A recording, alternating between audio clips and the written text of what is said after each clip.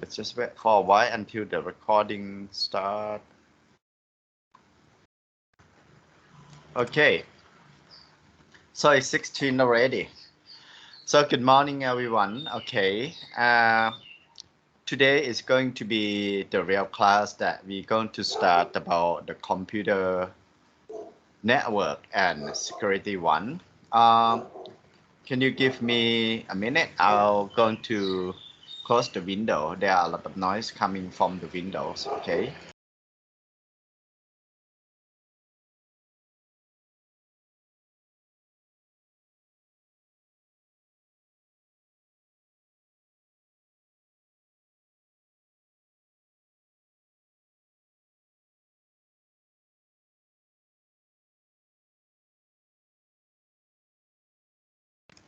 Okay. Thank you. And the slide that I'm going to use it today is going to be two slides. The first one is going to be the research paper, which is I'm not going to go very deep, but it's going to argue something and show you something on this research paper. So this one is called No One Can Hack My Mind from the Google research. Okay, and the second one, okay, is going to be the deep down into TCP IP protocol.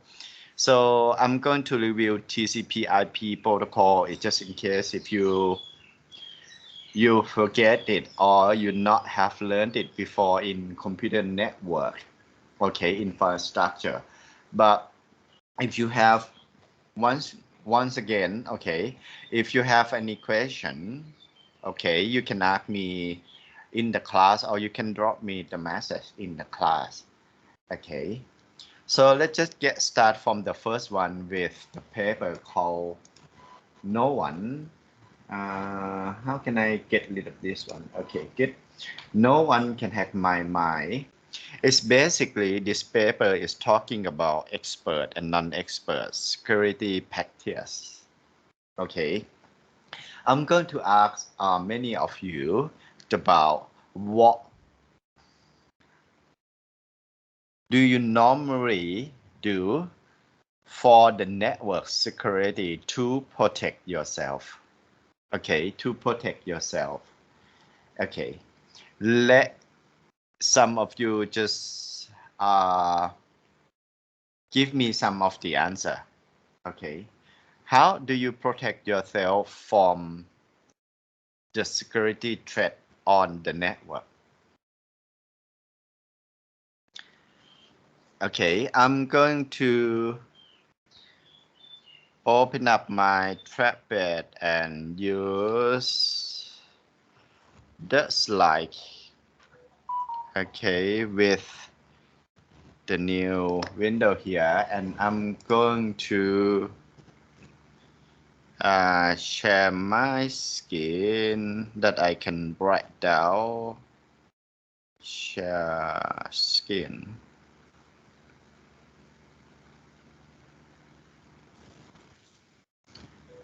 Okay. Okay, I got one answer. Okay, sorry. One VPN. The other. Do you have the other? Use Google. Okay. Second, use Google Authenticator.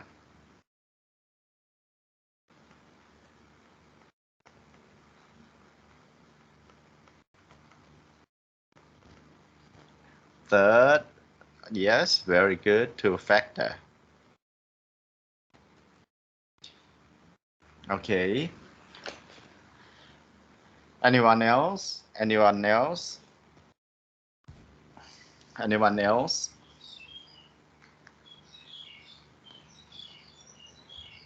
Anyone else?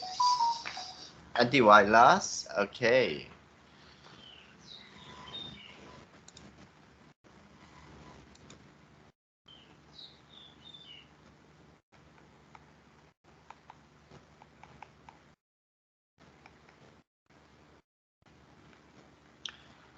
Anyone else? Anyone else?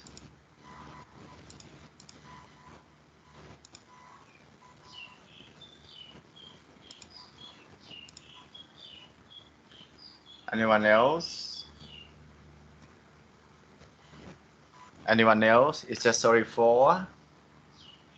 Okay, so it's actually okay. I'm gonna go back and share the slide again.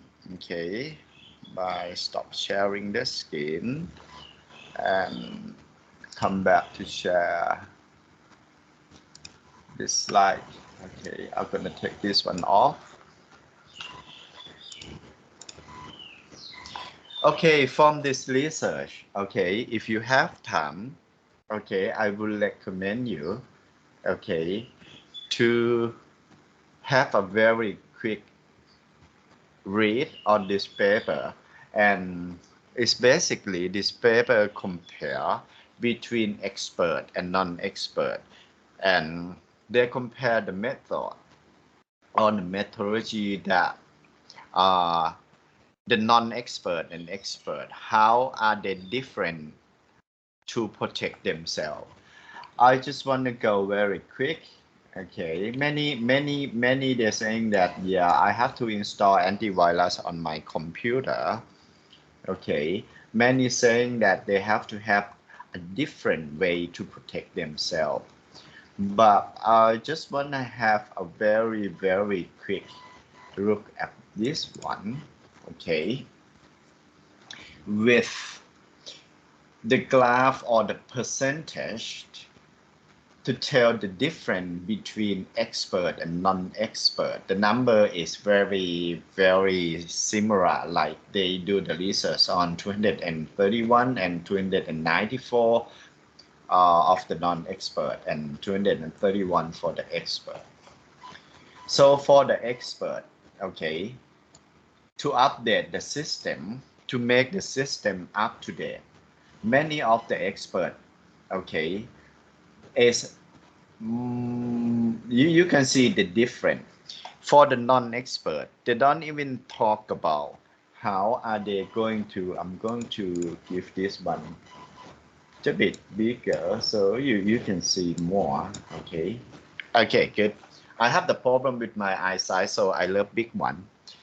Okay, so if you compare between expert and non-expert, basically non-expert won't even think about how to keep or try to keep their system up to date, especially update the security patch on the system.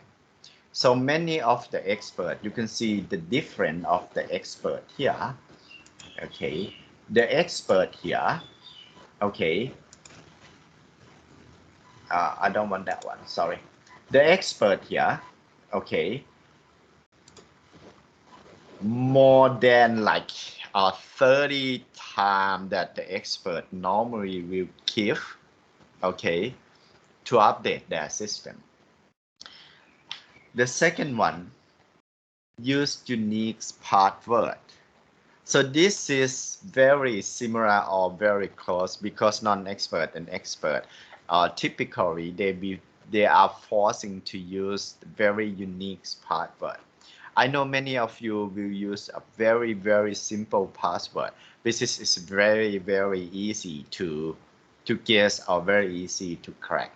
For example, if you use some of your name, family name, or your pet's name, or your DOB, the date of birth, or some of the word that you can find in the dictionary, and that one is quite easy, okay, for the hacker to do the dictionary attack on your password.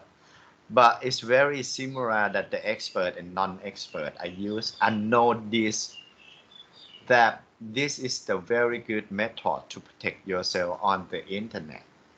Okay, and this one here is a bit different, and I'm quite happy that one of you have answered this one. Used two-factor authentication. Okay, many experts, they know that, hey, they choose use two-factor authentication, but non-expert, they won't even think about to use two-factor authentication. So what is it? It's the two-factor authentication. Can anyone in this one tell me what is it? It's the two-factor authentication.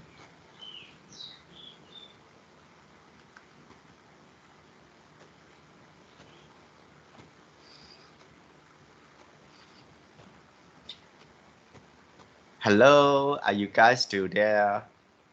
ยังอยู่กันไหมครับ ยังอยู่กันไหมครับ อยู่ค่ะ So what is it? It's the two-factor authentication. Is it Yes. like a cross check? Yes, yes. It's basically, I'm going to talk about two-factor authentication or more detail, but I'm going to give you a brief of what is it. It's the two-factor authentication. Many of the platforms nowadays, we are using two-factor authentication already. If you compare to one-factor authentication, for example, if you are using university account, and if you want to log into your university account, your username is the email address, and it's very, very easy to guess. So one-factor authentication is just really the password that the hacker have to guess. So when the hacker try to hack into your account, the only factor is the password that the hacker have to find it out. But it's the different one if you use two-factor authentication. The very first two-factor authentication has been introduced in the world by using we call the keychain number. It's been using by the bank system. For example, if you want to log into the bank account, okay, the bank will give you a keychain, a digital keychain that the number on the keychain will sync with the server, okay, and this server will sync this number for example 5 years, and after 5 years you have to go back to the bank and resync this number again, and the number will be changed every like 5 to 3 minutes. So whenever that you want to log into your bank account, you need your username and the password. The username is quite easy to guess, but the password, you type it down for one.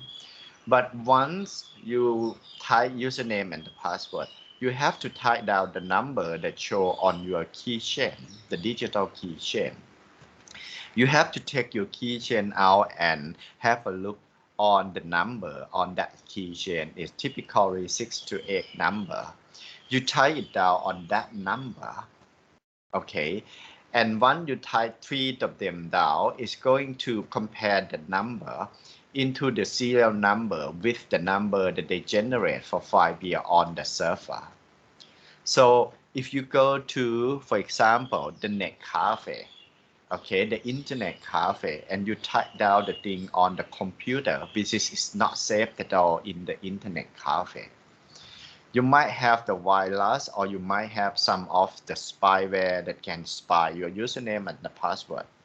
But if they spy your the two-factor authentication or the number on this keychain, the number can be used just only 3 minutes. After 3 minutes, number is going to be changed. So if they get that one, they won't be able to log into your account. They have to take your keychains as well in order to take into your account. If we compare nowadays, the bank system has changed. Rather than use keychain, we all do have password. Oh, sorry, mobile phone. So it's the same thing of two-factor authentication. Whenever that you want to withdraw the money, okay, you're using like withdraw the money without so on and so forth, or you want to pay the money to someone. So the bank will send this digital, okay, one-time password that we call to your mobile phone as a SMS, and you have to put this number on the system in order to do the transaction. Once you put this number already, the number won't be able to use it anymore. So even you lose your username and the password, but the next time you want to do the money transfer or you want to do your bank transaction, the bank will send you a new one-time password as two-factor authentication again. Okay, so it's more safe that if you have a chance to lose your username and the password, but you still have another protection step for this authentication. This one is called two-factor authentication. Okay, you can set two-factor authentication nowadays onto your mobile phone. For example, if you want to log into your line on the computer, they use your mobile phone to scan the QR code and let you that one to log it in. It's not very similar to two-factor, but it's more safe. But another one, for example, if you want to log it into the Google account on the other one, it will ask you to pop up your Google, okay, on your mobile phone and slide it in, and it will show the number. And another example, if you want to log it in the Apple account on the other computer, okay, many of you might have been using the Apple product. So when you type down your username and the password, okay, it will send a number onto your one of the device that they detect that is very close to the computer and ask you to put the number into that one. So that one is called two-factor authentication. It means nowadays we use the thing called one-time password. Okay. The next one, okay, the next one, yeah, strong password. Okay, but if we compare to the expert might not use the thing called the strong password, but they would suggest that you use the thing called the password manager. The password manager. How many of you have know the password manager? How many of you know password manager? ใครรู้จัก password manager มั้งครับ I know that a lot of you are using Google Password Manager already. By using the password manager, you don't have to type the password every time, the username and the password many time. Okay, so you reduce the leaks, okay, for the keyboard capture, okay, by using the password manager to remember password for you. And whenever that you want to log into this site, the password manager will type down a blank password without typing down on the keyboard and send it to the server by yourself. Okay, the next one, yes, if we have a chance, we can go to HTTPS rather than HTTP. Yeah, don't share info. Yeah, use antivirus. This is the huge difference. Okay, the expert is less than like 1/3 to saying that use antivirus to protect themselves. Use Linux, verify the software before you install it, and yeah, be careful every time of everything. Okay, visit original website. It's going to be answered by non-expert more than expert. Change password often. Yeah, some of you might answer that, hey, change password often, but non-expert. They use the password manager, but they change passwords as well. And the last thing is called delete the cookie. Okay, so this is the percentage different, okay, and show you about what the non-expert protect themselves or what normally non-expert answer to protect themselves.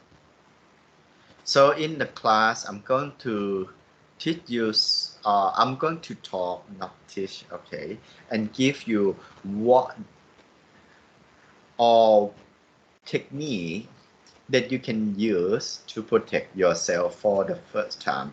And you have to learn many protocol and technique how to design and protect the systems as well. But we're going to start from protect ourselves first. Okay. There are some more graphs that they are here as well. If you can see this one, they put it into the different graph about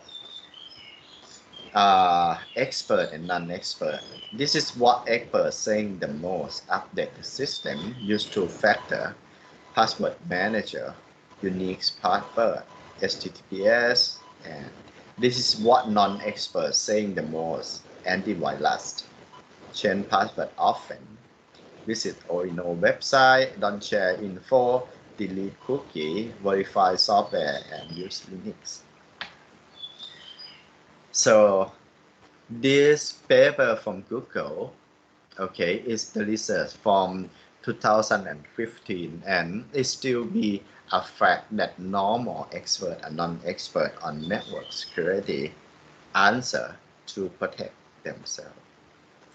Okay, you can download this paper, and if you have time, you might have a look on this one. Okay, when you have free time. Okay, question.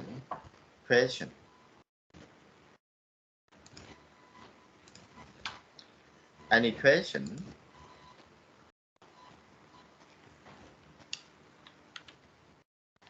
Any question มีคำถามไหมครับ Got question? No. Okay. Okay. Thank you.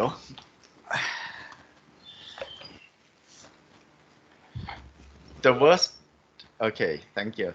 The worst thing is that I have to teach the same thing in the afternoon as well with another class. So yeah, am I quite lucky that I'm going to use this video and open it up. If I have to talk this, if I have to teach like morning and afternoon, it's going to be exhausted for me, and after the day I'll feel very sore. My as photo is just the same thing happen. Okay, let's just get to the first thing that we're going to learn today. Okay, you see my slide. Okay, good. So the first topic that I'm going to give you is the review of the TCP IP, which is, I don't know if all, I think many of you have learned for the last semester on computer network already, but I just decided I'm going to give you a review again of the TCP or the review of the IP. Most of the security on the computer network are the security on the communication based on IP. So it is quite important that you have to understand the IP protocol, and you have to understand why the IP protocol that had been invited to the world long time ago is actually 49 years already. The IP version 4, and during that time the inventor of the IP, they don't even think that we're going to have a lot of bad guy, or we call the hacker, try to hack the other people, okay, on the internet. Yeah, of course they don't even think that the protocol will live for 49 years already. Now today we have IPv6, which is more secure, but we have to accept that IPv4 is the majority, the network protocol that we are using.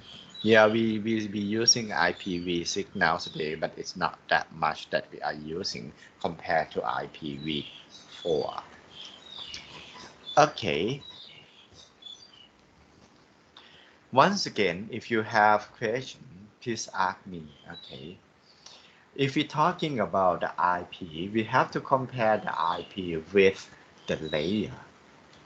You might have known that the IP have 4 layers, not 7 layers. Can anyone here can tell me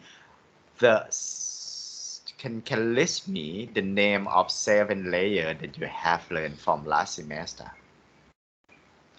The Open System Interconnection or SI 7 layer. Can you tell me what is the 7 layers? Start from the first layer. Okay, the first one is the physical layer, right? Can you remember? เรียนมาหรือยังครับ เรียนมาหรือยังYep. Okay, start from the bottom. The first one is physical layer. Okay. The next one, data link layer. The next one, the network layer. Okay, good one. One of your friends have answered already. The physical data link network transport session presentation layer and application layer. That one is the open system interconnection layer, which is we separate. Okay, the data communication into each layer, and they try to do that because they want to separate the job or separate the work for the company, the manufacturer company. If you are doing software, you just concentration on the application or presentation or session layer. If you are doing like the hardware, just concentration on data link and physical. If you are doing like the fiber optic, you concentration on physical and data link only. So that's why we can separate the job as a hierarchy job that we learn. But if we compare to the encapsulation layer of the internet have only 4 layers. Okay, the first layer we call host to network layer. Okay, the host to network layer is basically combine the physical layer and data link layer together. Okay, together. So what is it? So in the internet, the IP, the data link and physical and data link are combined and call that one host to network. So basically, when attention just call me, can you give me a sec?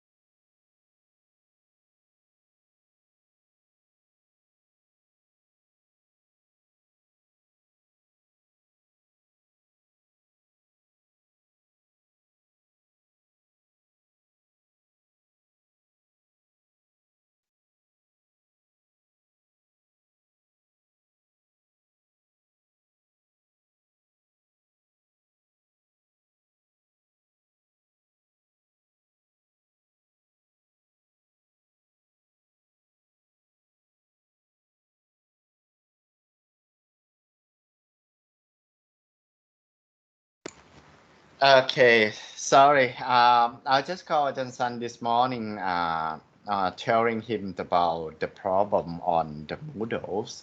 That when I create the mixed class on the Moodles, and I try to import the backup that I created to the mixed class, but rather than going to the cover one, the mixed class is go to one of the class that we combine that one. So I'll find a way with Johnson to solve that the problem, or probably I don't know how to use it properly. Okay, anyway, just come. Okay, so the next one is the IP layer. This is the IP layer, is the network layer. If we compare to the 7 layer. The next one on top of the IP, we call the TCP layer, which is, yes, of course, is the transportation layer. But the other less session presentation and application, we call that one as application layer. So it's basically the application layer is compiled session, presentation, and application, and it's up to the programmer to program the whole these 3 layers for them. So the IP is basically defined 2 layers with TCP and IP. Yeah, of course, it can be another thing called UDP if you might have heard about that one. Okay, and the underneath is the host to network, which is, I explained it already, is physical plus data link. And this one is the responsibility of the manufacturer that doing the hardware. For example, if the Cisco doing the hardware on manufacture the Wi-Fi circuit, network interface circuit to integrate onto your notebook. So is they have to concern with physical and data link. Is the SMC company or Huawei company, they manufacture an Ethernet network security circuit Ethernet. So the one that you can plug the landline in. So that one they have to concern with physical and the data link. So with this one here, the internet is 4 layer. Okay.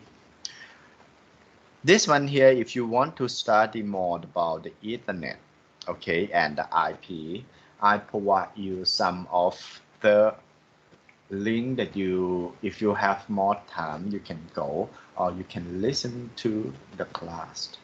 Uh-oh. No, actually, this one here, I'm really sorry for the missed version. I suppose to have the English version, but I'm going to upload the English version soon. Okay, I have to find out. I've been teaching this class when I was doing my PhD in University of New South Wales. So the first version of the handout was on English only. So when I come back, I translate into Thai. So I suppose to have both of the version. Okay, I'm going to upload with the same name, but I'm going to put the back as ENG, the English version for you. Sorry for the Thai version. And this one here, I support to have some of the photo. I'll check it out. Okay, this one here, host to network, physical and data link. I explained that one already. Okay, the internet layer is the network layer. I explained it already. And if you want to find more about the IP protocol, you might go with the RFC 791. How many of you can give me what is it is the RFC? What is it is the RFC? What is it is the RFC?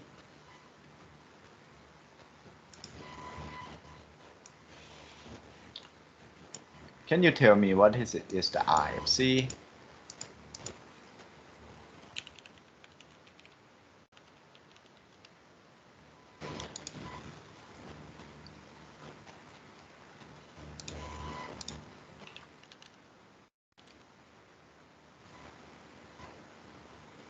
So what is it is the RFC?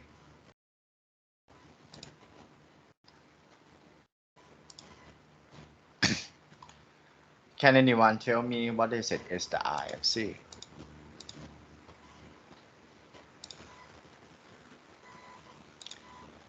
Please. Is it request for comment? Yes, very good. It stands for the request for comments. Okay. The other. So what is it is the request for comment? So what is it is the request for comment?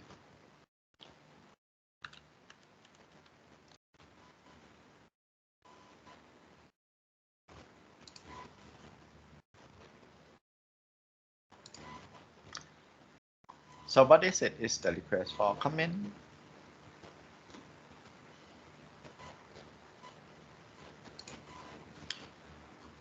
Can you tell me what is it is the request for comment? So I'm gonna show you some of the thing.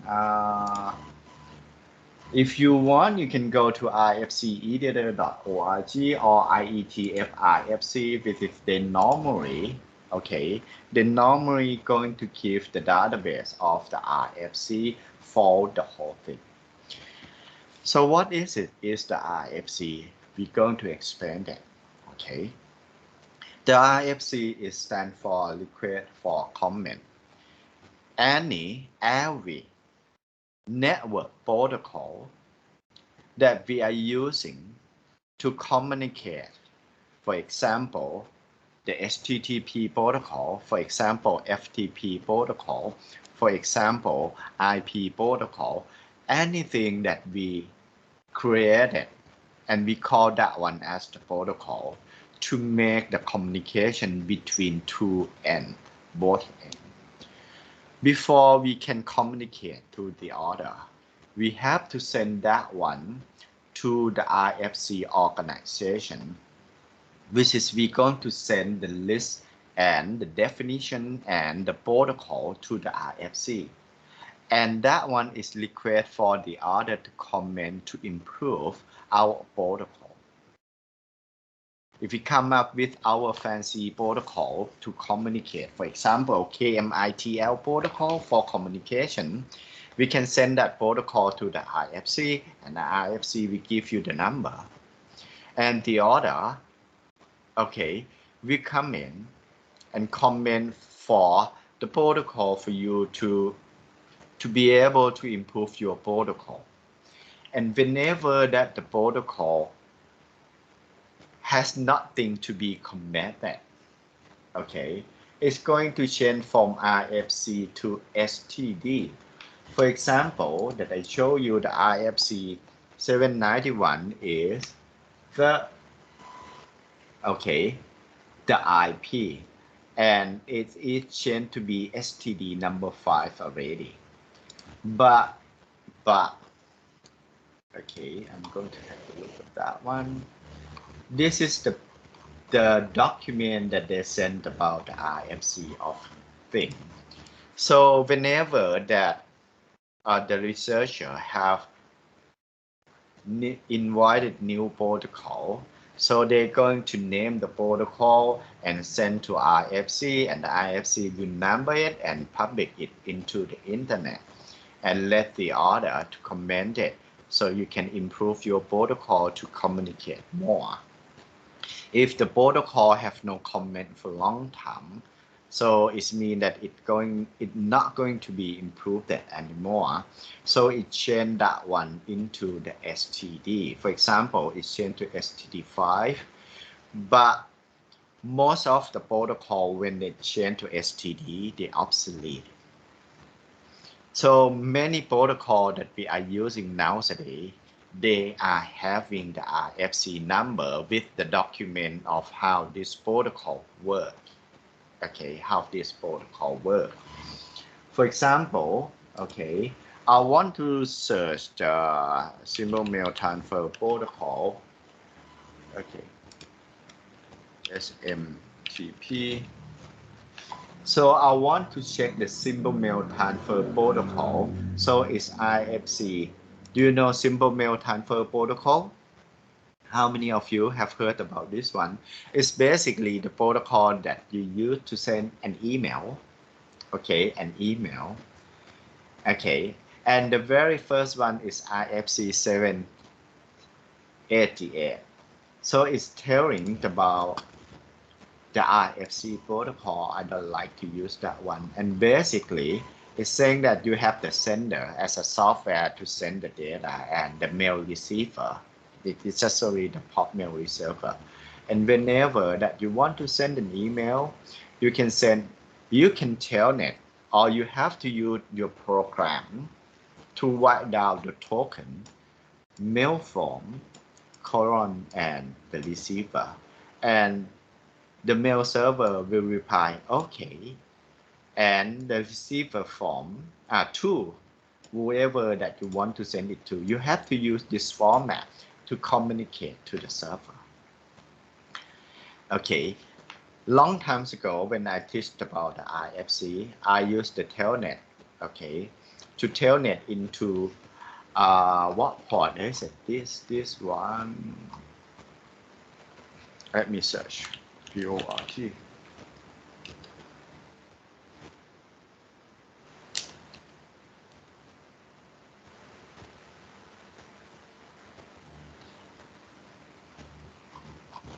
I cannot remember long times ago what port is it. This one. Let's search. Okay, let's search on my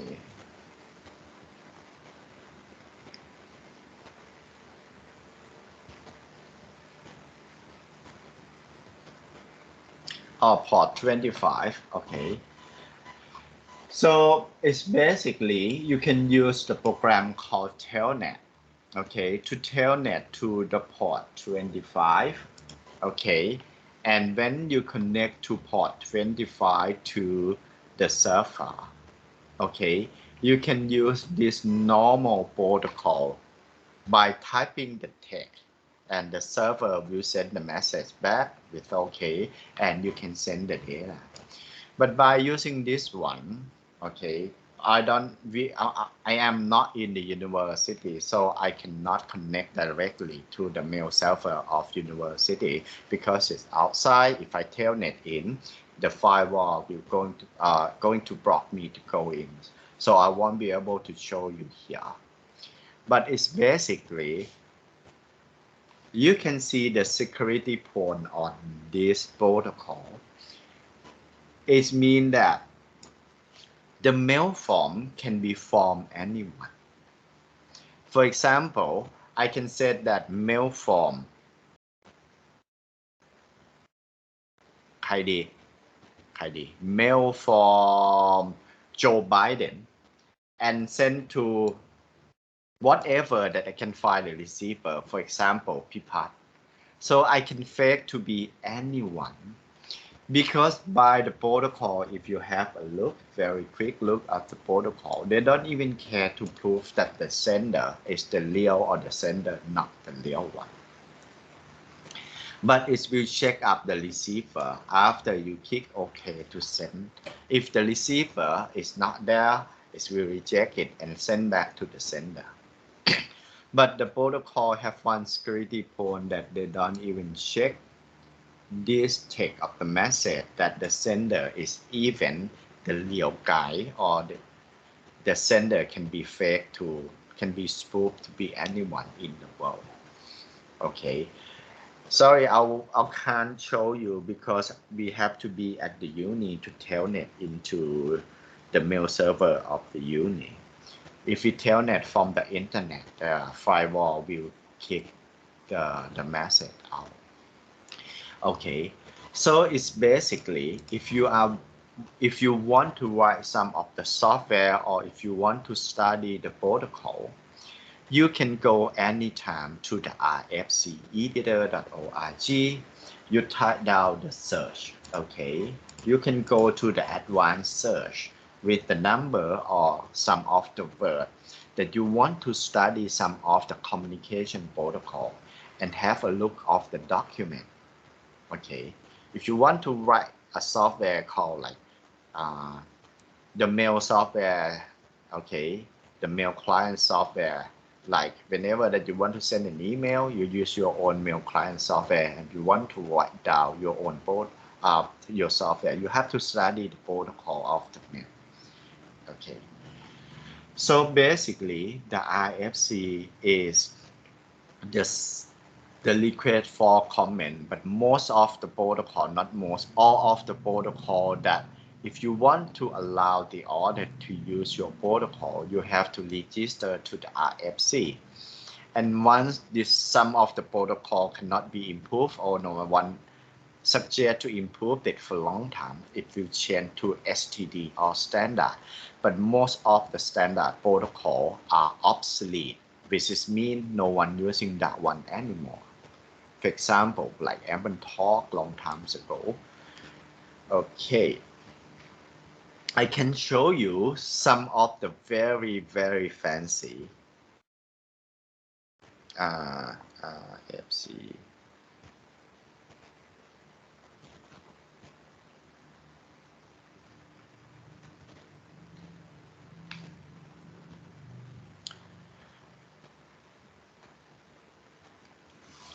I can show you some of the fancy. Let me check out. IP over Evin carrier. Okay, I see this one here. The IP over Evin carrier. So it's basically long times ago, there are the research. Okay, if I'm not mistaken, it's the April the Fool. Okay, and they are the researcher in I cannot remember the country. I guess it's Norway or the Norway. I guess it's from Norway. They have a group of research that they have nothing to do during the April the Fool. So they come up, hey, why don't we come up with the very fancy and make the world laugh? So they print out the ping package, you know the ping, right? Like this one. They print out the ping package with the data and throw that one into the piece of paper and put that piece of paper into the the pigeon and let the pigeon fly to the other end. Once the pigeon alight to the other end, there are one guy that take that piece of paper from the pigeon leg, and after that throw down back the data to the computer and let the computer bounce back. See, ping and send the data back, and put that one back to the region or to another region, pigeon, sorry, to another pigeon leg, and let pigeon fly back to the originate building. Once the pigeon arrived to that building, the guy took the paper out from the pigeon legs, and after that typed down the data back to the computer, and he measured the the the round trip time of this one, and he's saying that, hey, I will need this one, okay, to register for RFC. And the RFC, hey, it's no one using IP over pigeon before, so this one here is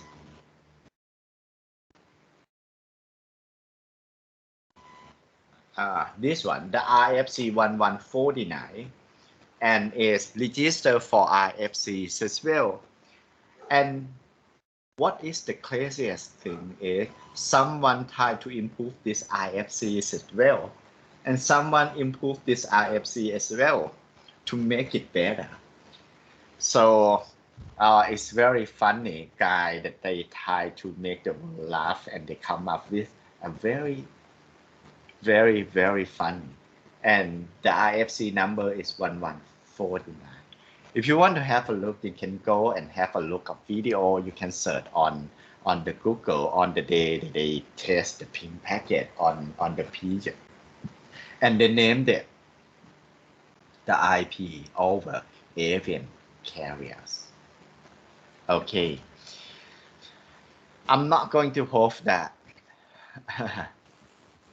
Yes, I'm not going to hope that some of your guys will come up with IFC. It means probably IP over docs or IP over 11. It's just a Thailand. So you might register for your own IFCs as well, and you will get your name on the IFC. Okay. Okay. Oh, sorry. So that one is the IFC. Okay. The Internet Protocol a long time is IFC 79. If you want to have more detail and you want to study more, you can go to IFC 791. But basically, the Internet Protocol are defined three main major important. The first one is define addressing. The second one, they define the routing. And the third one, they define the fragmentation. Okay. This is if we have a look of the IP datagram or the header of the IP datagram. How many of you, okay, how many of you have studied some of this IP datagram already? Please tell me. ใคร study IP datagram ตัวนี้มาในคลาสแล้วบ้างครับ ตอบหน่อย Good. Good one. Good one. So in that case, I'm going to go quite quick. So the IP datagram is consists. Okay, I have the explanation here already. Okay, I have the explanation here already, but I'm going to go and explain it very quick. Or someone here want me to go a bit more detail to make you the review of the IP datagram? Please tell me.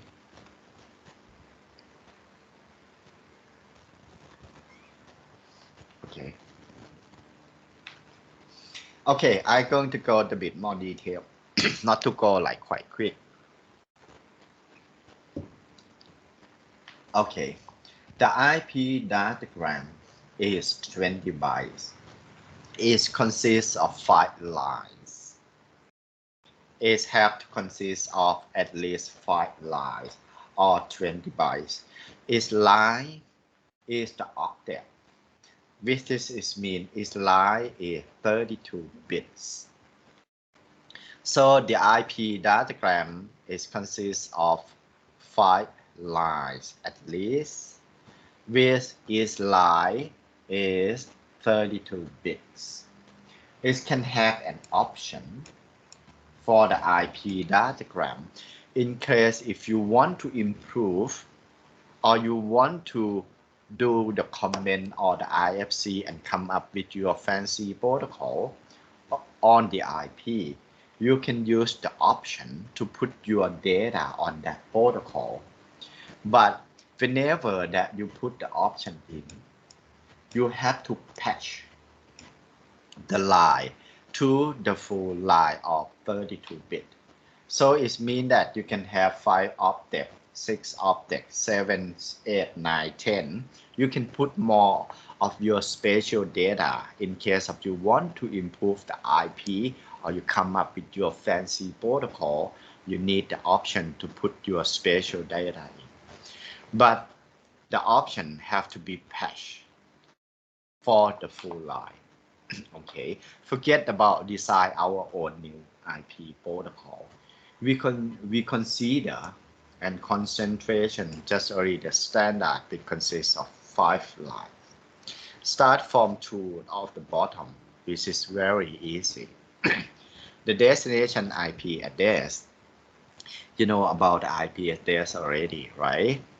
So it's 32 bits of the destination IP address, and the next one, the 32 bit of the source IP address.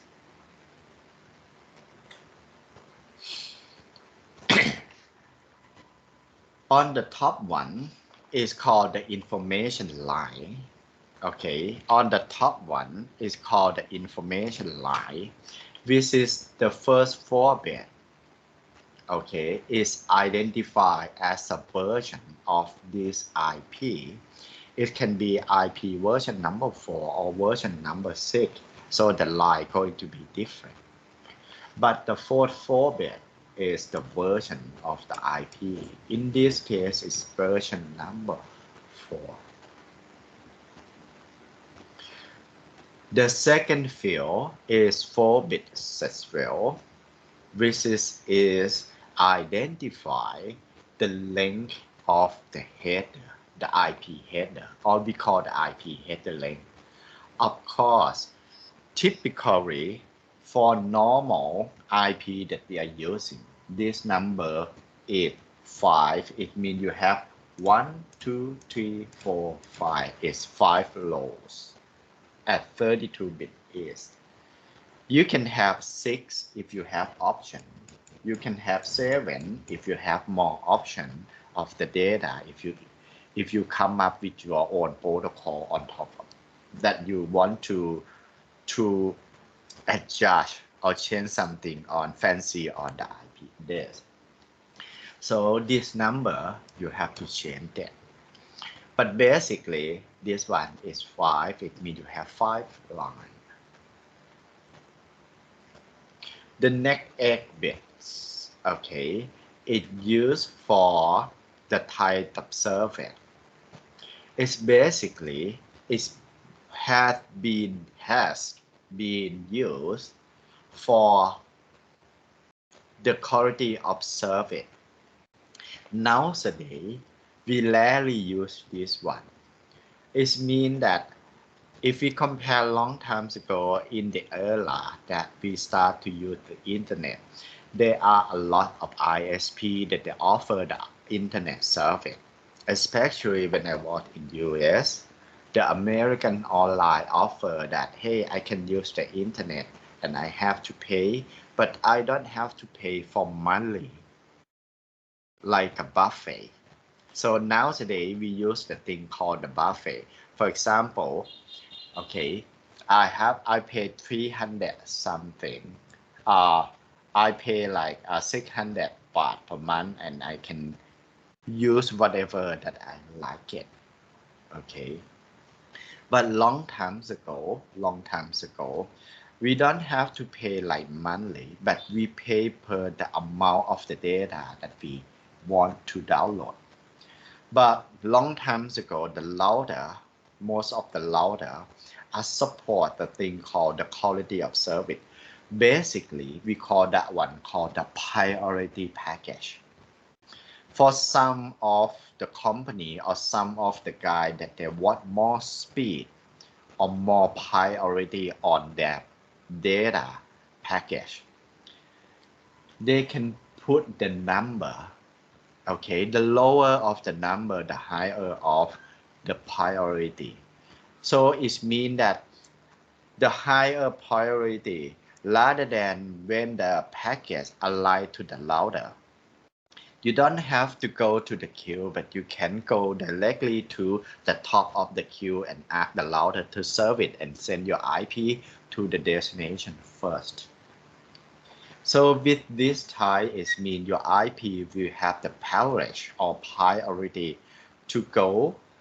You don't have to go to the back of the queue. So the router will serve it the higher priority package before the lower priority package. Of course, the router have to have the very big buffer to compare and to make a decision on the priority of each packet. And that one make the router go quite slower and more slow. So normally nowadays, network infrastructure that we are using in the world are very quick compared to 20 years ago. We're talking about 10 megabit to 100 megabit per second. But now we're talking about terabyte per second for the network infrastructure already.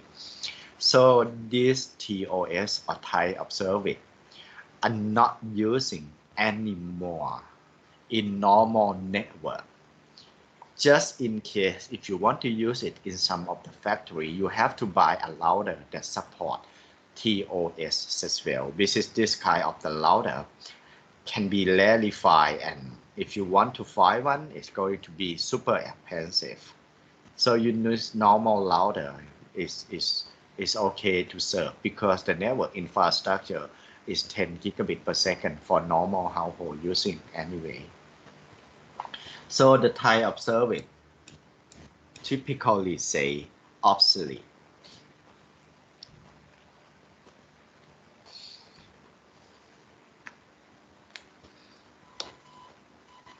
The next 8-bit, okay, is total length. The total length means the length of this one plus data. So the total length means the length of the header includes the data fields as well for the length of the IP package. Okay, the first line is the information line.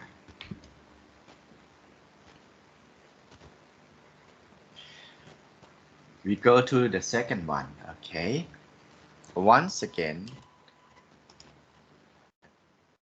if you have question, you just ask or drop me a line. Okay. The next one is the fragmentation line.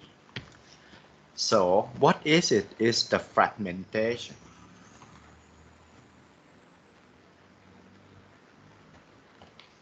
Can someone tell me? What is it? Is the fragmentation.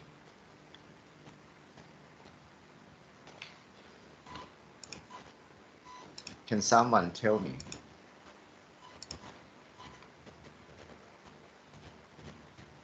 No, I don't have the fragmentation list in this slide, but if you want to know, I can explain you some.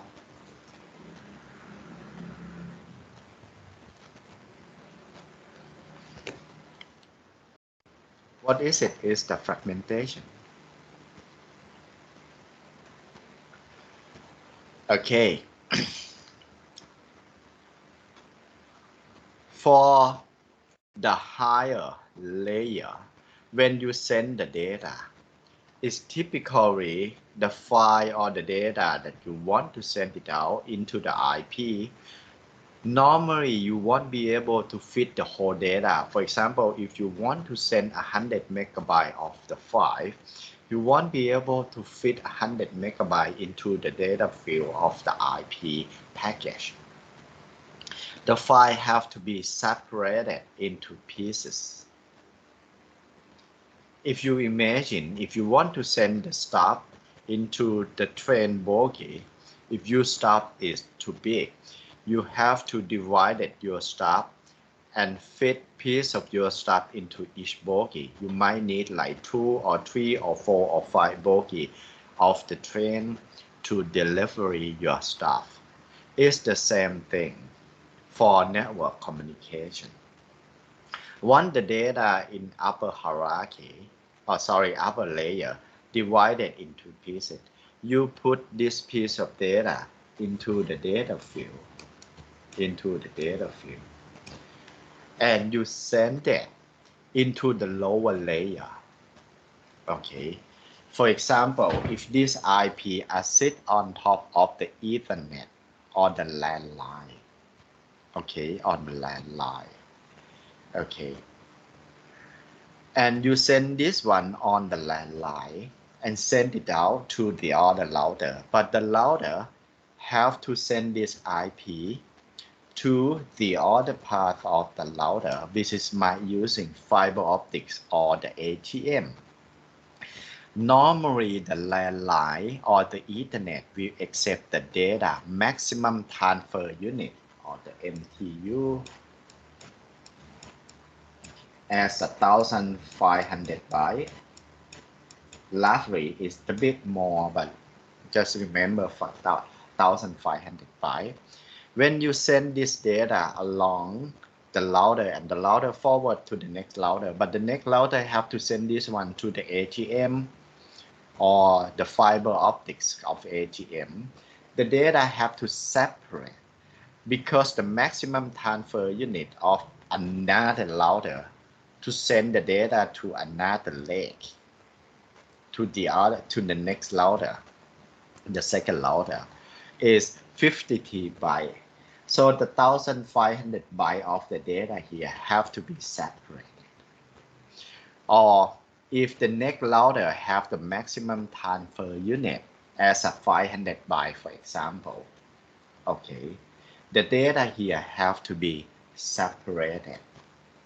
Okay, so the data here have to be separated. Let's say 500 byte, okay, 500 byte, and another 500 byte.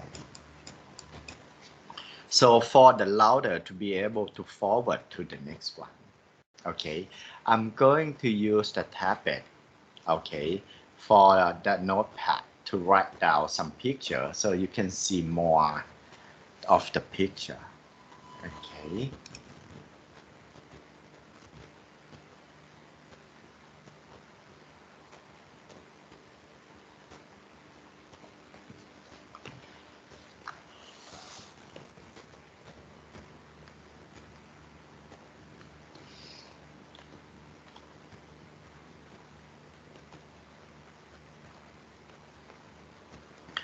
So we have computer here, computer 1, send the data to first router 1, router 1 send to router 2, and this MTU or maximum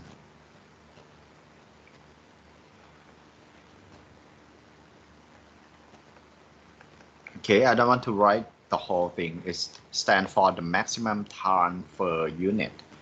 Okay, is 1,500 bytes.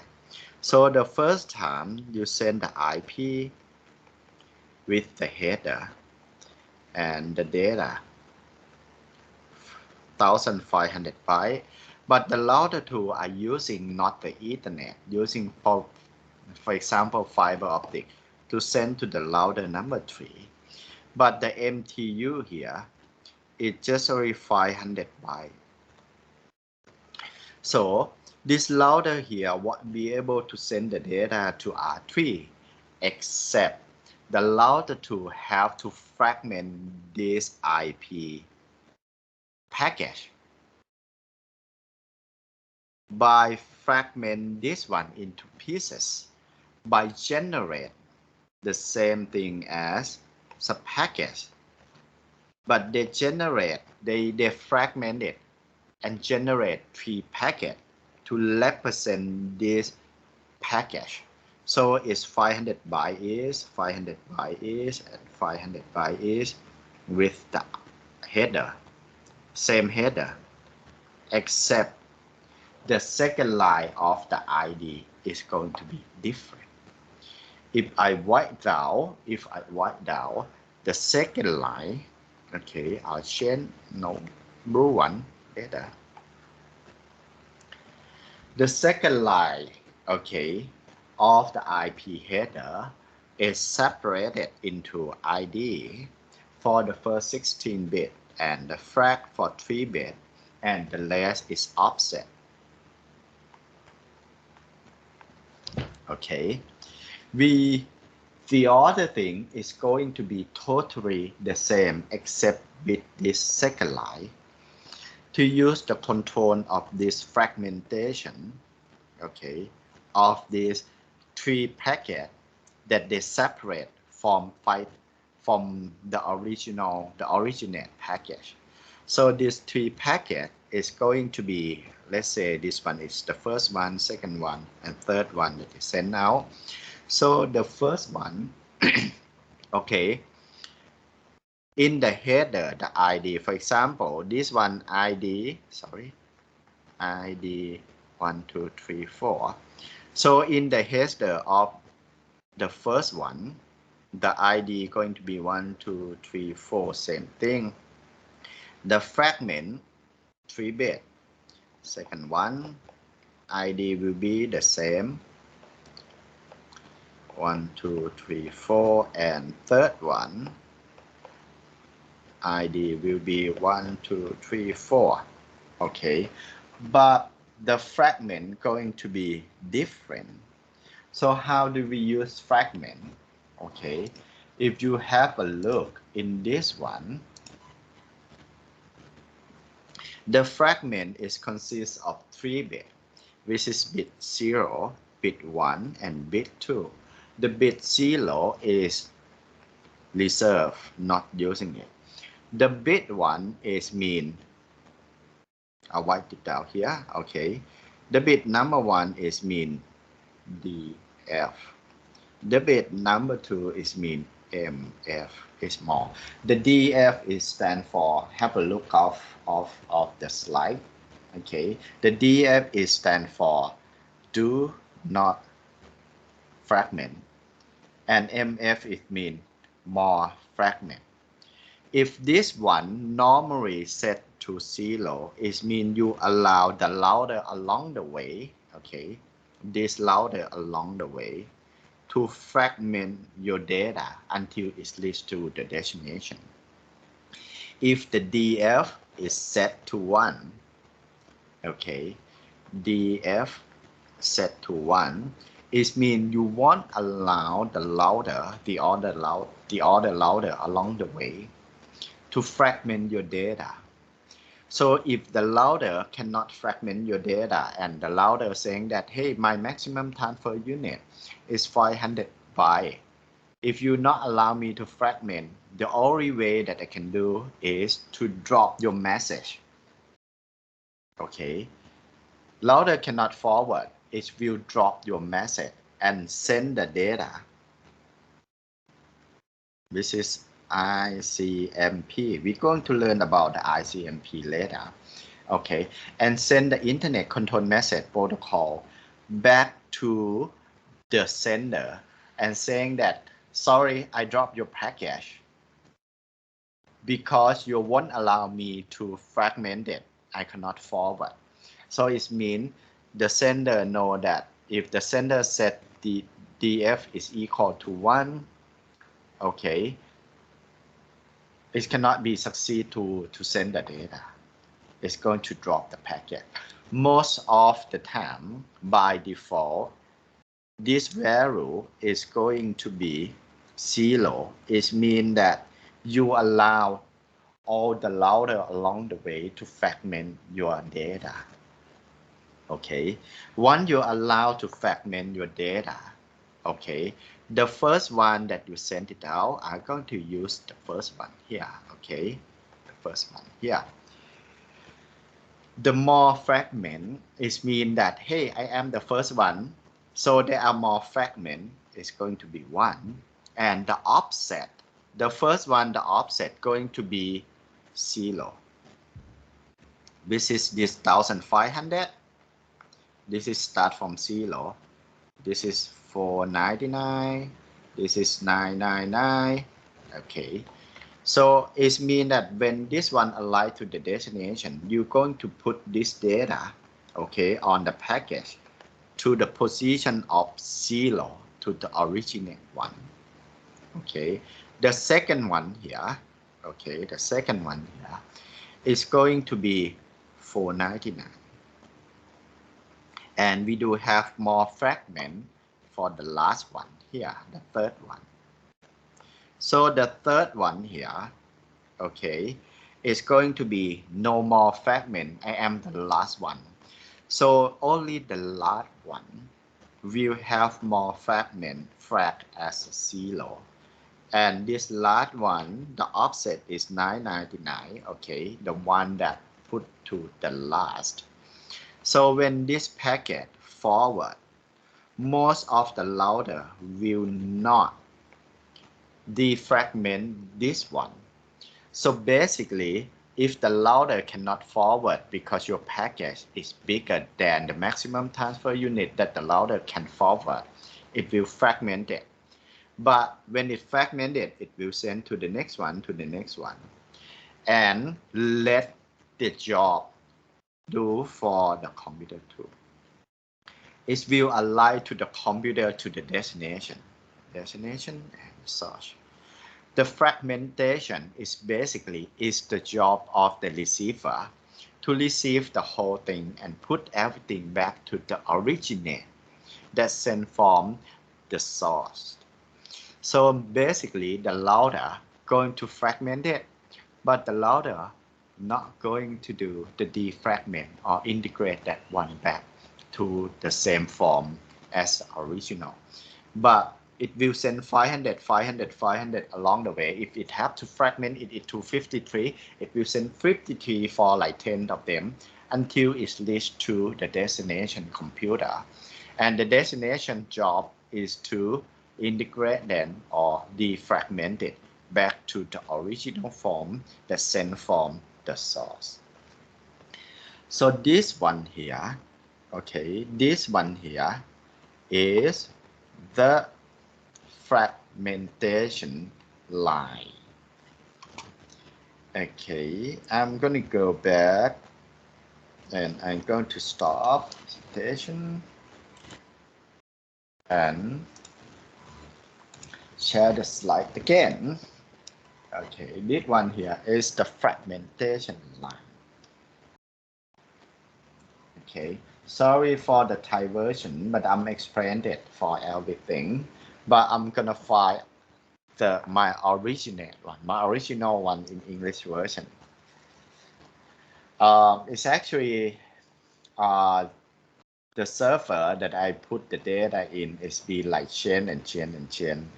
The last 2 years is bought on IC server model. Now they asking me to put that one onto the center one on the Go EDU model server. And before that one, I have my own server as a website. So it's been changing. I have to spend time to find the original file, but I keep it. I think I keep it.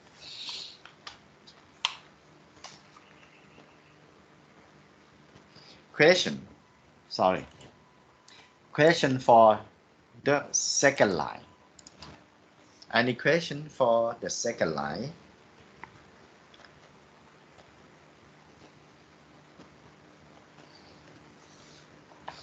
ค่อนข้างเคลียร์ไหมครับเคลียร์เนาะ Okay, if you don't have question for this, okay, ไม่เคลียร์เหรอถามคำถามได้เลยครับถ้าไม่เคลียร์ถามคำถามมาเลยเนาะ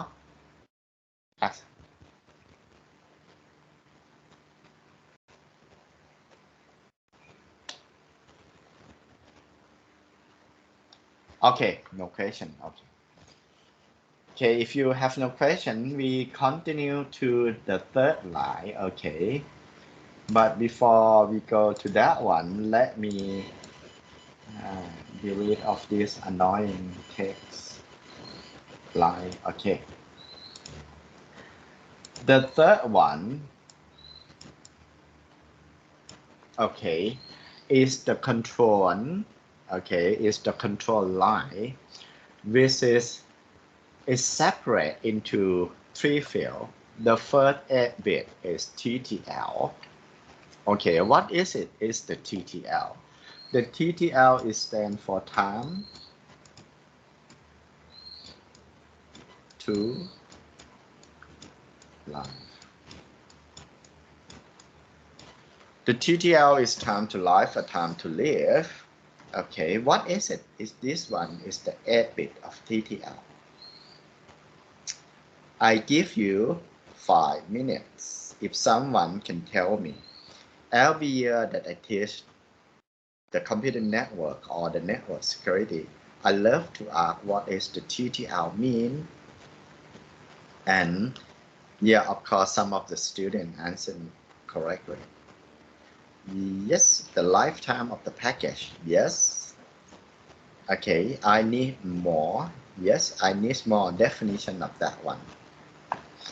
Okay, give me 2 seconds. I need to walk to grab a cup of water. So in the meanwhile, let you answer. Okay.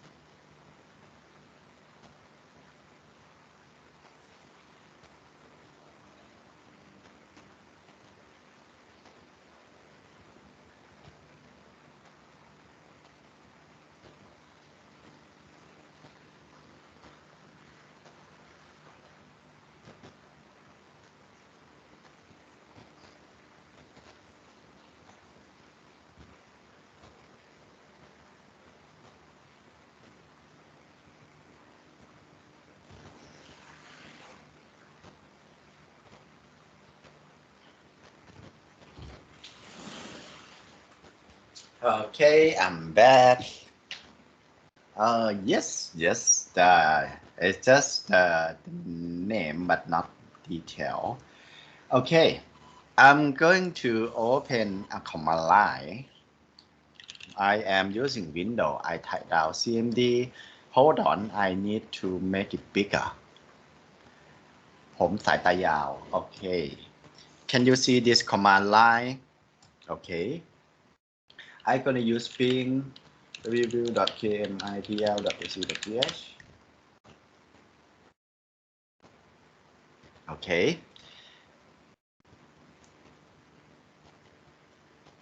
Anyone, if you don't know ping, just tell me. So yeah, I know all of you know ping command already. So what is it? Is the ping command. How many of you in this card have used ping command before? Please tell.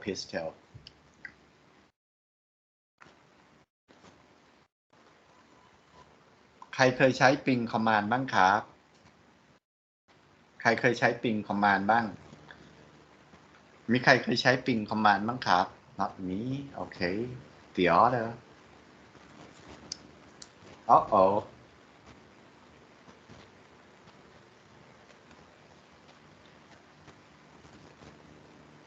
ไม่เคยใช้ Okay. It's basically it's very simple command on the network OS. So it's basically it's in the window, it's in the MacBook, it's in probably many devices that have to connect to the internet. The ping command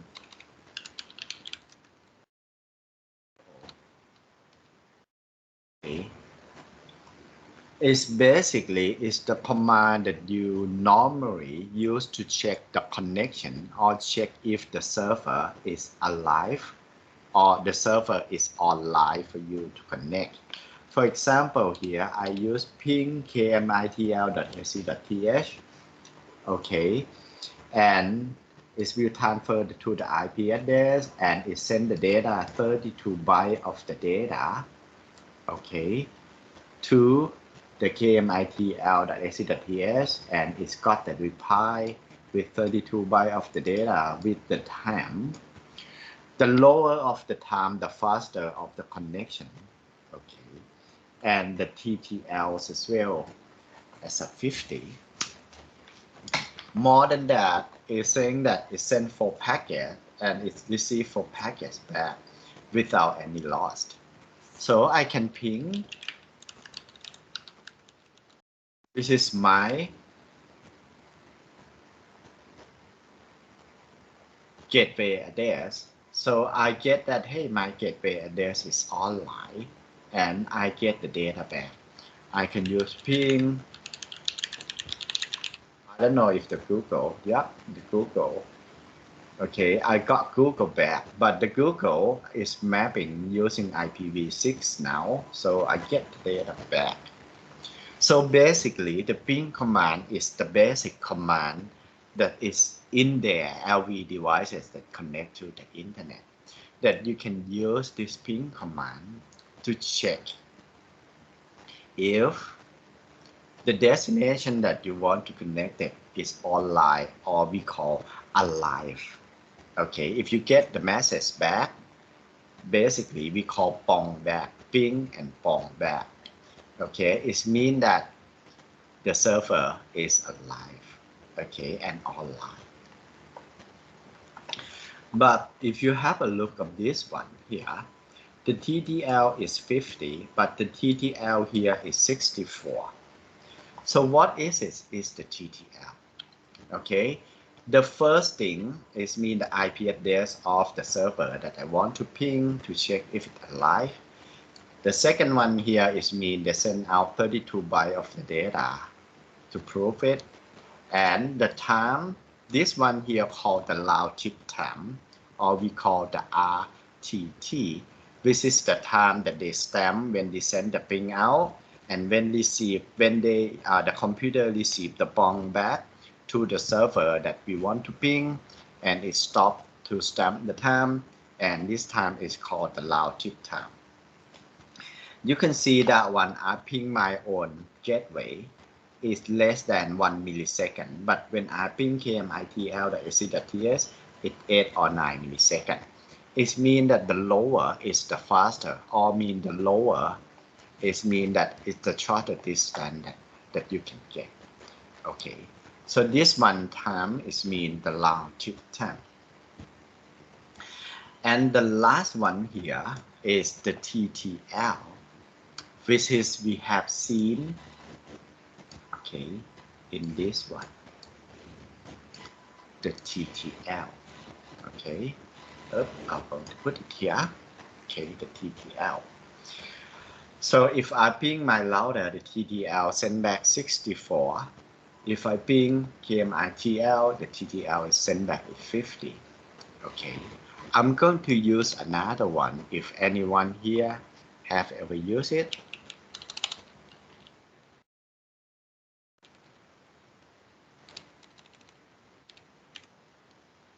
Okay, oh, sorry, it's the thread RT. Okay. Okay, the thread RT is another basics. Okay, is another basic. I'm going to teach you time to time for these basics too that you can find out on any OS. On Macintosh, it's used TRACEROUTE.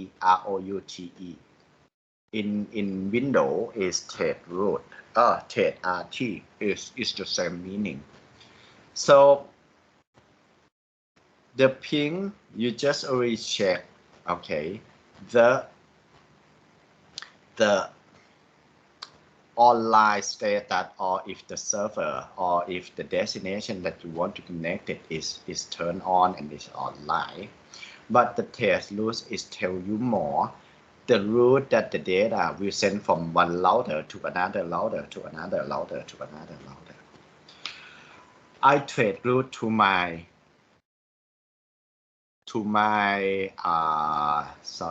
my gateway, so it's just only one hop away to my router. But if I want to trade route to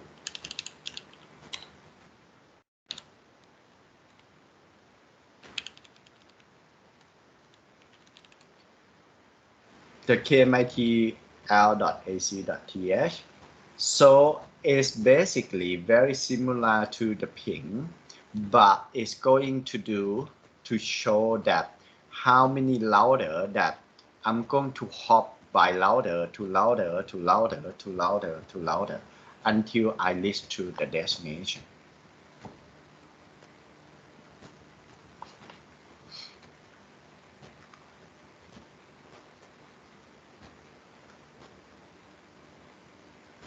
Yeah, I get some message lot from some of the router.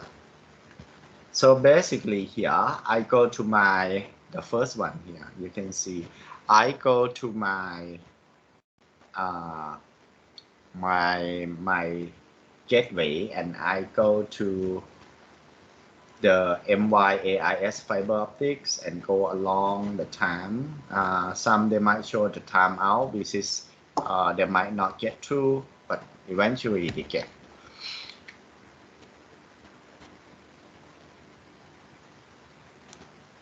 Just wait for a while.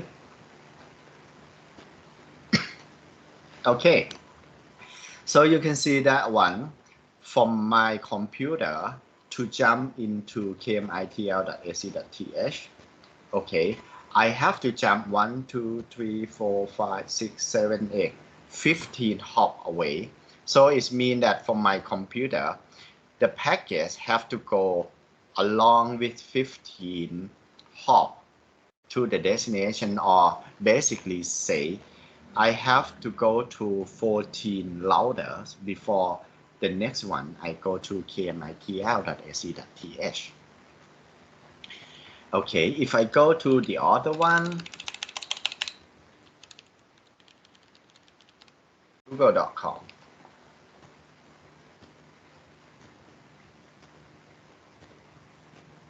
Oh,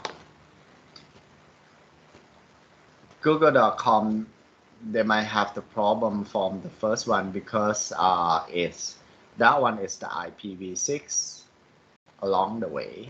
I use IPv6, IPv4 both on my computer. I explain you more about IPv6 as well.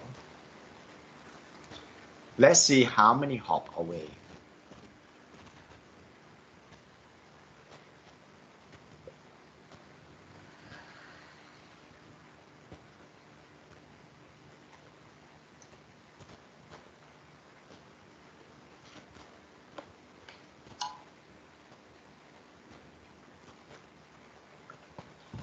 $14 hop again until I list to the google.com. Okay, just keep the number 14. And you can see that one at the very first time. Okay, I send the data.sh to kmitl.ac.th with the TTL is 50. Okay, but if I send to my to Jussory the gateway, the TTL is originate one is 64. So it means that when I send the data out, my TTL is set by Windows OS as a 64 hop. So whenever that this packet go to the router and the router going to forward to the next router, the router will decrease the TTL by 1.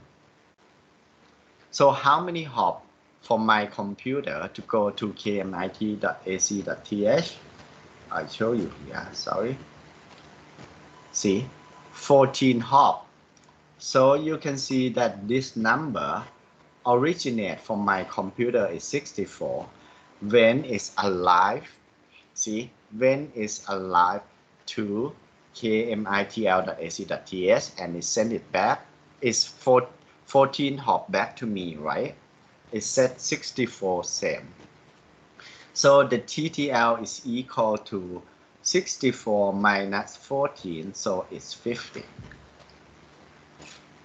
Okay, so the number here is mean that it's reduced from the maximum that the computer set it, and every hop that is going away, every hop when the router receives the package, before it forward to the next router, find the route and forward to the next router, it decrease the TTL by 1. So with this number, I can still tell you that, hey, from my computer to go to kmitl.ac.th or kmitl.ac.th, go to my computer, I have to go to 14 router along the way to list the destination. The more hop, it means that the more distance of the package is have to traveling along the network, the internet. So it means it's the slower. The lower hop is might imply the faster, but it's eventually the time here is the better. Okay, but the TTL at the back here, I can tell the hop away from my computer to the destination that I wanted to ping. So what is it? Is the TTL at the origin. Okay, when when the inventor of the IP introduced the TTL. So it means that every time that my package go from my place, my computer to the first router or the gateway will reduce TTL by 1 and forward to the next router. The router will receive my package, find the route to send to the next router, and reduce TTL by 1 before it forward to the next router. Okay, the next router, the third router, received it, reduce TTL by 1, forward to the next one, so on and so far until it's reached to the destination. But the special thing is this: once the TTL reach to 0, okay, it means it go along with 64 router already, but it cannot reach to the destination. The router that received the package with the TTL is equal to 0. It will not going to receive, it will not going to forward this packet anymore. It means the time to live is 0. The router that received the packet with 0 TTL will drop the packet out from the internet, and after that send the message back to the sender and saying that the message that they sent back is called the ICMP message. I'm going to teach you more. Okay, this router will drop the packet and send the ICMP message and telling the sender that, hey, I dropped your package because the TTL is 0. So it means that the packet is dead because the time to live is reduced to 0. So the TTL here is have the reason to protect. Normally when we do the routing, we decide the IP, you know how to decide the IP. They will have the default router that you're going to forward the data if you don't know where to forward it to the next one. So to prevent the packet to be circulated on the internet forever, the TTL here is have to be set to some of the number is typically 64 and 124. But basically, most of the OS will set this TTL to 64. Okay, it means that if your packet travels along the internet 64 router and you cannot reach to the destination, that router will drop your packet out to prevent your packet to be circulated on the internet forever. If you allow the packet to circulate to the internet forever, you will flood and you will slow down the internet system, and finally, okay, you will catch down the whole internet. It's the very, very serious one. That's why the IP have to set up a number for TTL. Okay, that is the TTL. We learn ping and test load. Okay.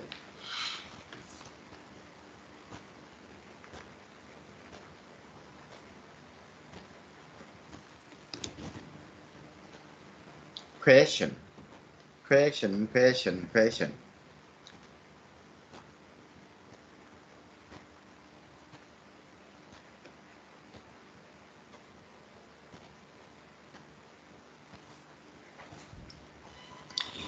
If you don't have question, okay, I'm going to go to this one.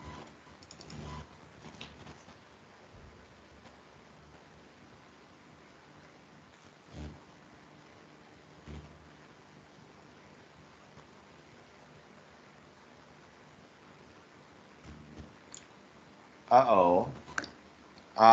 I'm going to give you some of the document, and it is not here, so I'm going to use this one.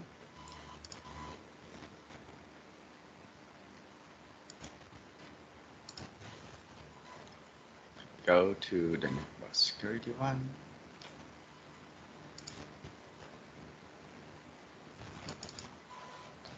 Save. Okay. And I'm going to drop this one to the 5 here. Oh, sorry.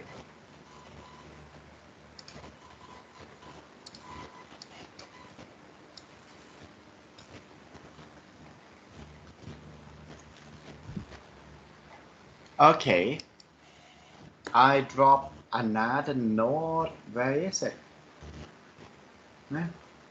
It's supposed to be there.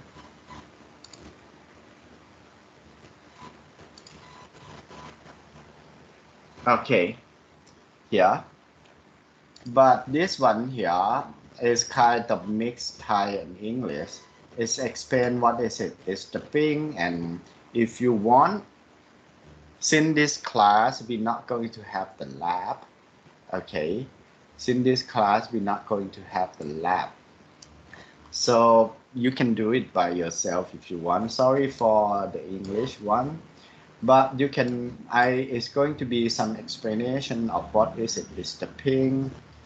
Next one, the NS lookup. I'm going to teach you time to time of this common network command, which is you can find out on the Windows and Macs basically.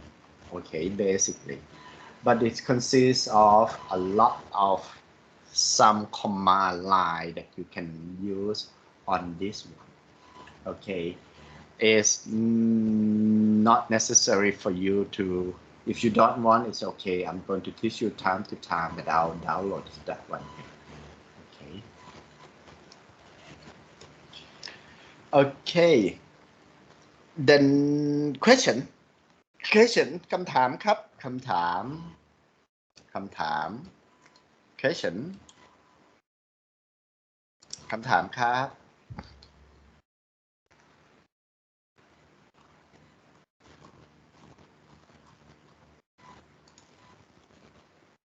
คำถามครับ Okay, if you don't have question, we just continue to the next one. The next one is 8-bit. Is the protocol that you normally use on this IP. Is basically we're going to learn that one. There are basically 3 protocols that we're going to sit on top of this one. Okay, which is TCP, UDP, okay, and ICMP. TCP, UDP, and ICMP. How many of you have heard about this word, TCP, UDP, and ICMP? ได้ยินคำนี้ไหมครับ TCP, yes, UDP, yes, and ICMP. Don't worry, okay. I'm going to give more detail on this one. Basically, you need to understand what that I'm going to explain, because the network communication 95% nowadays all around the world is based on IP, and the security point or the security risk is based on IPs as well. Okay. So the protocol means the protocol that you will use on top of the IP, TCP or UDP or ICMP. Basically, before I'm going to explain TCP, UDP, and ICMP anyway, but just roughly, TCP and UDP is for to send a data, but ICMP is to send a control message over the internet. For example, if you drop the packet, you have to tell the sender. For example, if you're saying that I dropped your packet because you don't allow me to fragment, so the sender know. I dropped your packets because TTL is 0. You have to let the sender know. But they're not sending in terms of TCP and UDP, but they send in terms of the Internet Control Message Protocol or ICMP type. So basically, we have 3 types as a common that we use: TCP or UDP to send the data, and ICMP to send the message between data communication. Okay. And the last one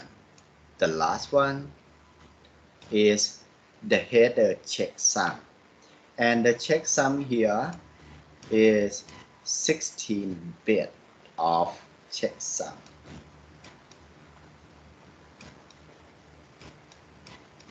CRC 16 is have the standard protocol of the CRC. I'm pretty sure that all of you have learned the cyclic redundancy check already, right? The error control of the CRC, right? Okay. เรียน CRC แล้วใช่ไหมครับผมตอบหน่อยครับ Okay. So I don't have to go more. Okay. So it's basically it's just 16 bit of the CIC. Okay. Just remember CRC because we're not going to use CRC for this class, but I'm going to put the slide about the CRC in the class. But I'm pretty sure that you know about how to calculate or the algorithm of the cyclic redundancy check as an error control. Okay, except if you really need, I have to spend like almost 1 hour to teach you again. Okay. The CRC we're not going to use in this class, but just remember the CRC is the error control using the protocol or the method called the cyclic redundancy check with the 16 bit. And this one here is just error detection or error checking for the header only, not the data. If you use UDP, you're not checking the data. You don't care about the data at all, but you have to care about the error on the header. If you use TCP, the TCP we have the method, okay, for the CRC32 to check the error on the data.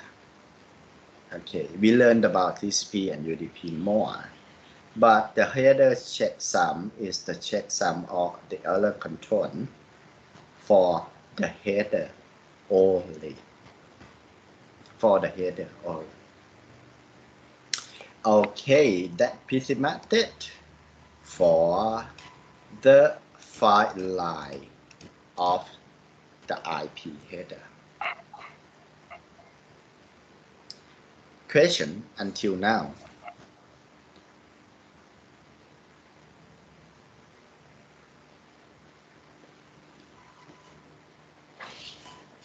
Question until now?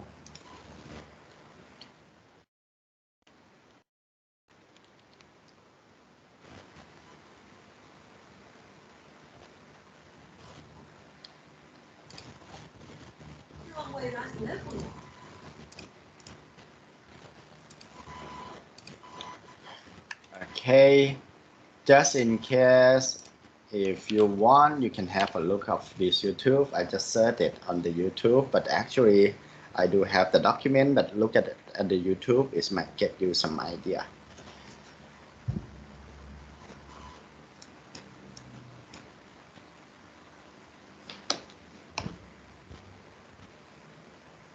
Okay, if you have no question, okay, I spare you 5 minutes. Okay, I spare you 5 minutes. Okay, to make a conclusion for the third imprint. Okay, on the IP header before I continue to the next one. Okay.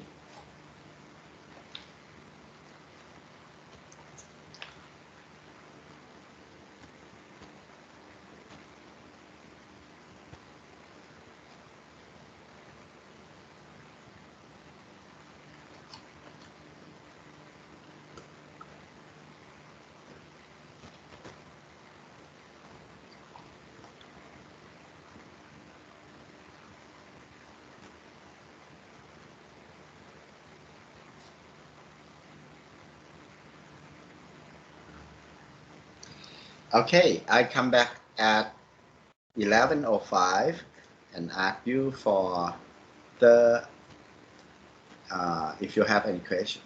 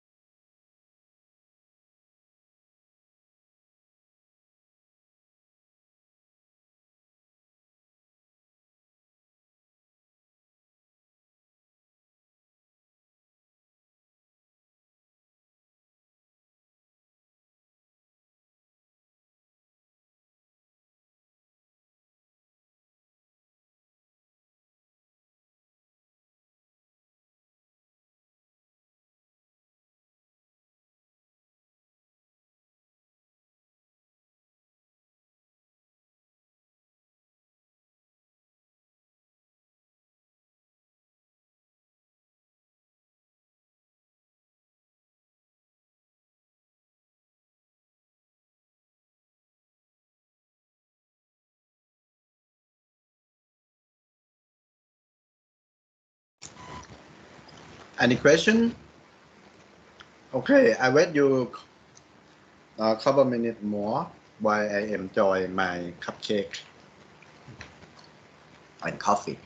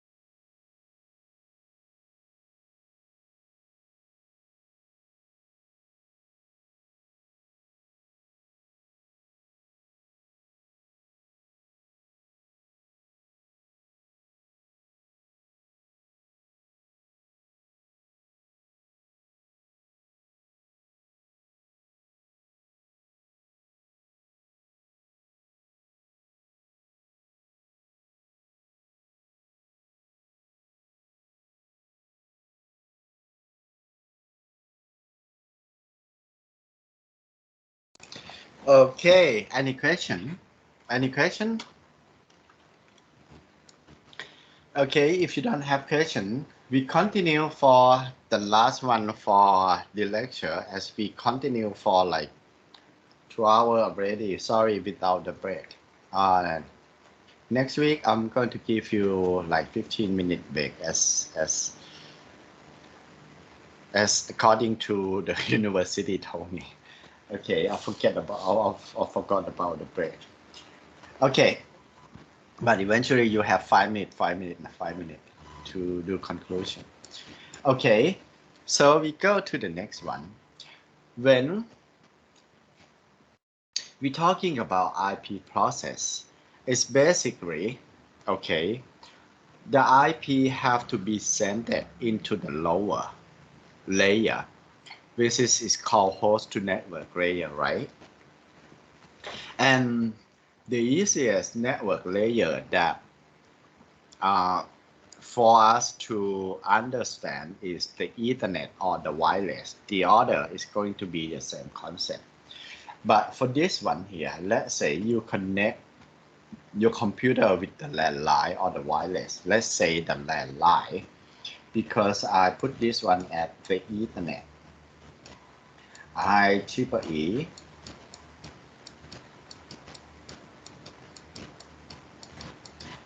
802.3.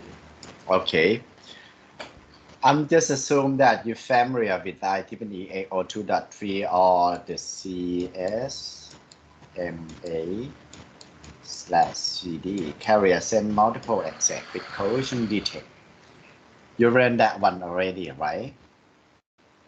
เรียนหรือยังเอ่ย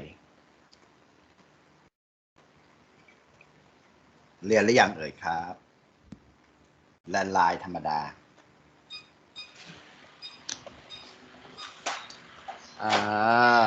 I'm going to stop this working machine. I guess so. Yeah. Yes. Basically, it's on the computer network.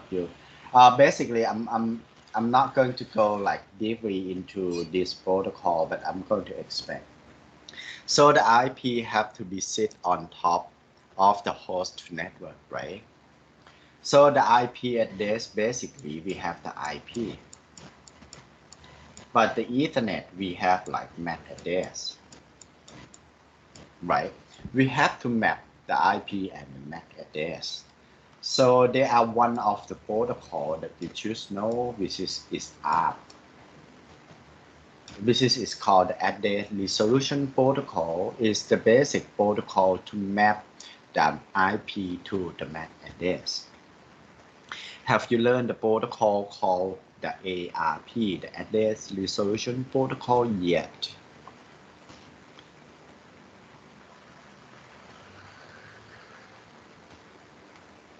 Okay.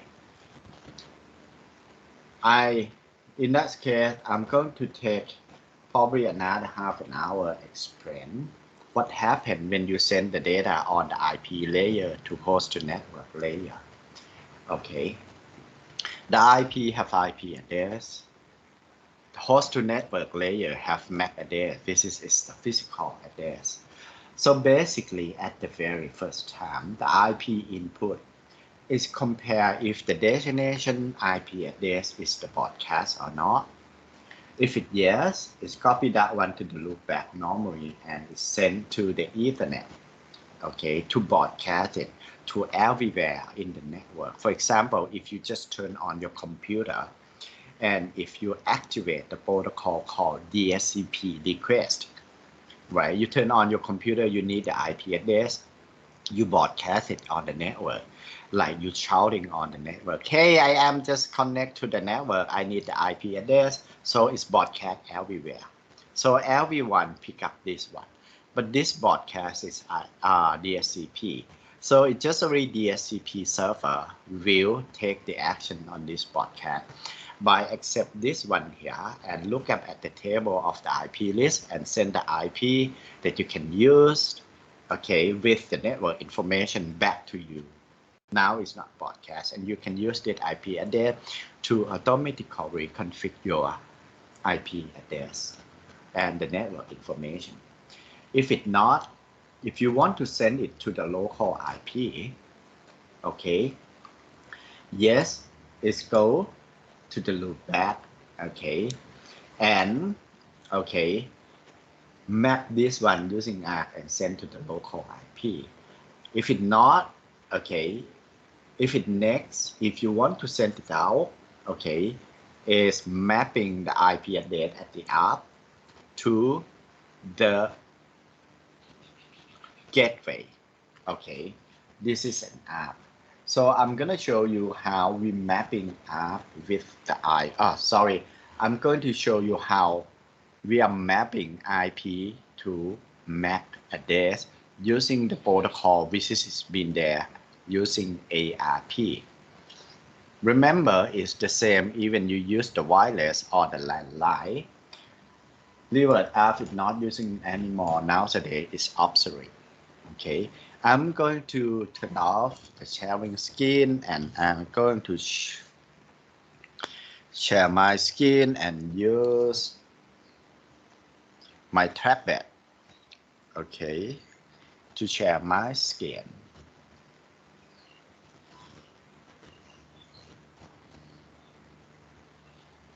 Okay, with the ARP. This is that one stand for address resolution protocol. Oh, sorry.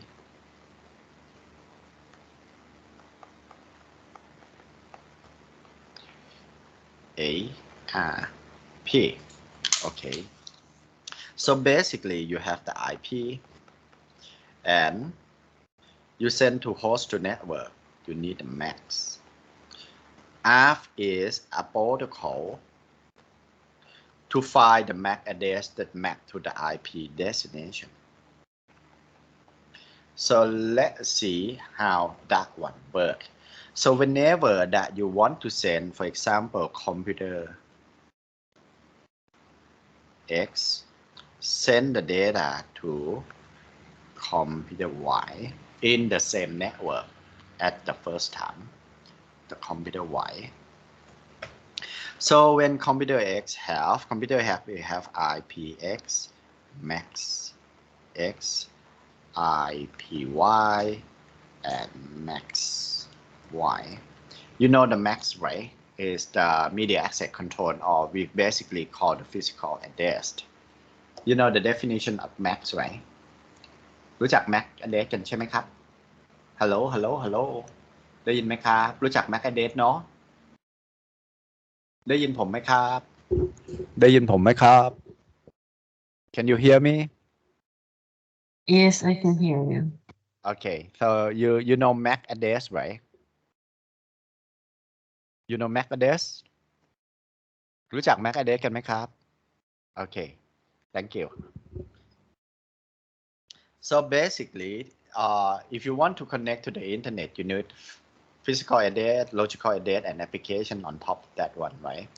So physical connection, logical connection, and application. Physical connection have MAC address, logical connection have IP address. We have to map them together. Sorry. It's the message from the unit. So basically, when you send the data out, if you want to send from COM-X to COM-Y, okay, we have a protocol called ARP. Inside of this every computer is basically you feed the destination IP to the ARP. Okay, once you feed the destination IP address to the ARP, okay, the ARP will broadcast to broadcast MAC address. Once you broadcast to broadcast MAC address, it means you broadcast into the broadcast address. The router not going to forward it, but any computer that sits inside of this louder will accept this one. So it means that it's sent to everywhere. So what is it? It's the broadcast MAC address.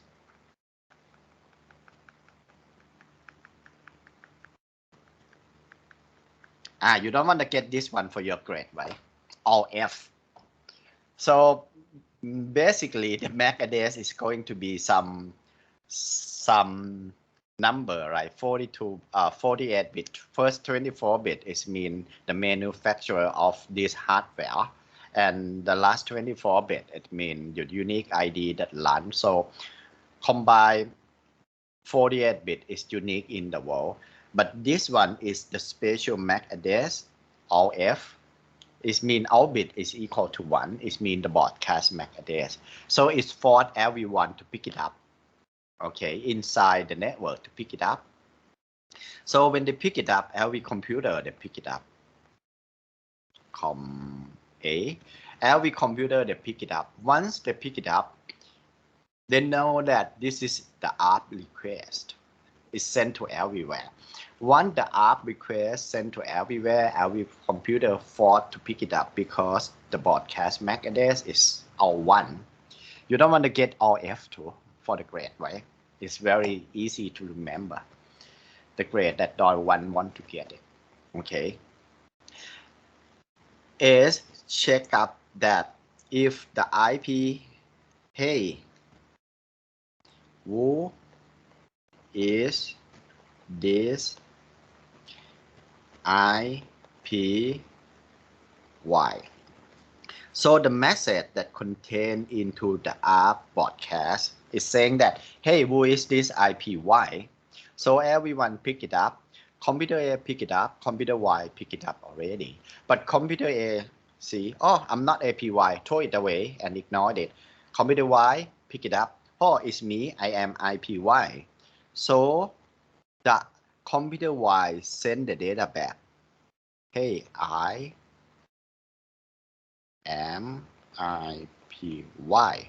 The data will send it back to the computer X, or the one that are for the app to map the destination. It's not the broadcast, but it's sent just a back, okay, unicast back to the one that send the app request. So the computer X will know that, hey, the MAC address is the APY is the MAC Y. Max Y. So the computer X going to put the MAC Y into the buffer table. Okay, so the next time the computer X want to connect to the computer Y, he don't have to do the ARP request because he requested before and he have the buffer, okay, in the memory already that, hey, the IPY is equal to max Y. So the next time he can send it directly to max Y. So what is it? Is the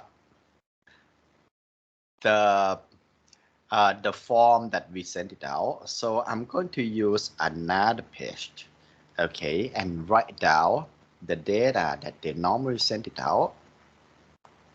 Com X, com Y, okay, max X, IP X, max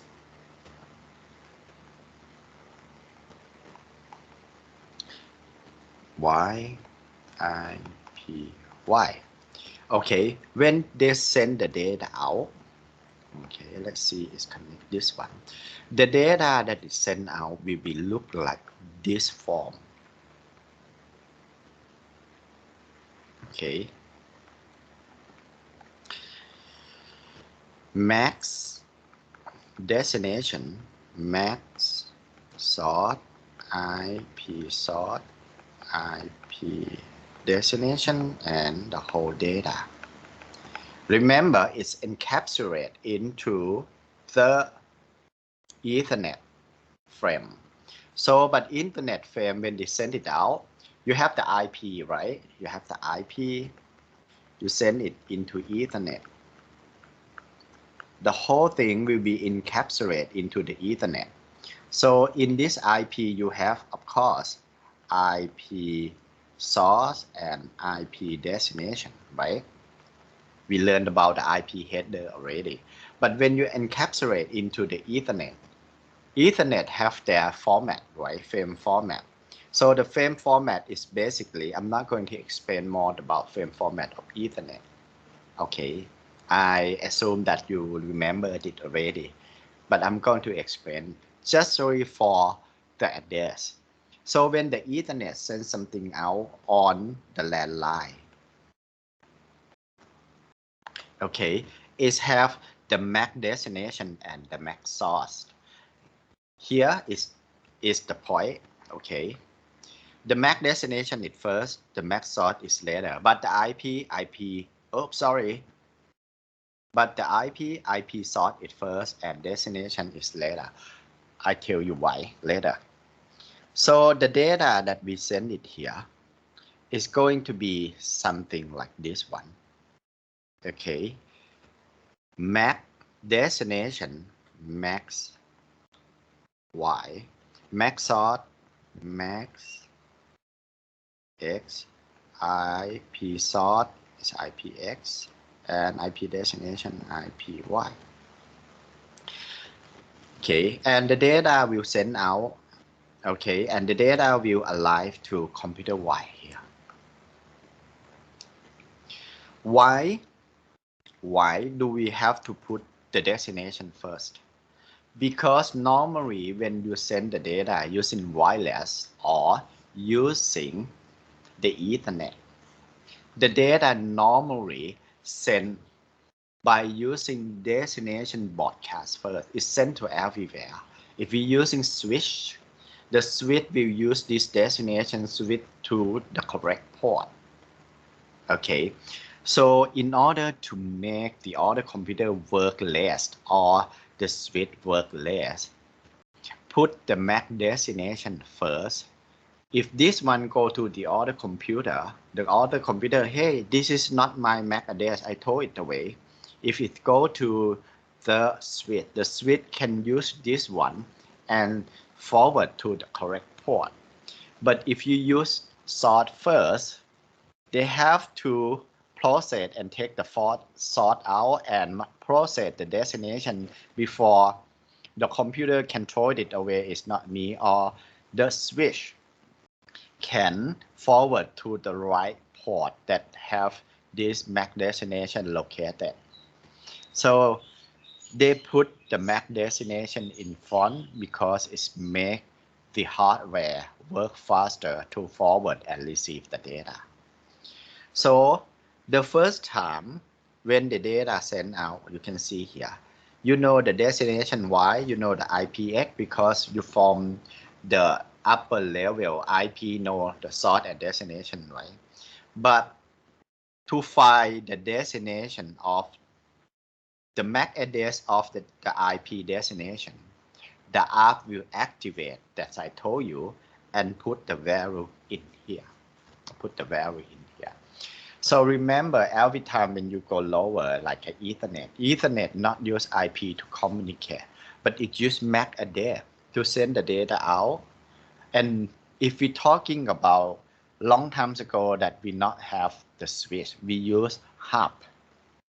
Okay, hub is not selling anymore because the cost of the switch is cheap. Made in China is cheap.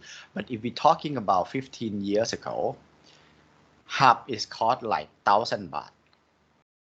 But switch cost 10,000 baht. But now when it's made in China, switch now costs 500 baht already, so it's quite cheap. So the switch is more performant than hub because hub have the broadcast domain, right? When you send it to the hub, it's broadcast to every port on the hub. So when the computer see this broadcast, so if it's not me, I'm not pick it up. If it's me, I'll pick it up. Like when I say to you, hey, I want to talk to Miss Celinda. Okay, I see the first name. So the other hear me, but it's just only Miss Celinda that going to pick up the message that I wanted to tell you. So it's the same long time ago when we use hub. Okay. The hub going to broadcast to everywhere, but it just read the destination MAC address of the computer will process more. The other told it away. But if it's my MAC address, okay, I take it out, okay, and I process it and send it to the next level. Okay, so let's see more if we have more than this. For example, if I have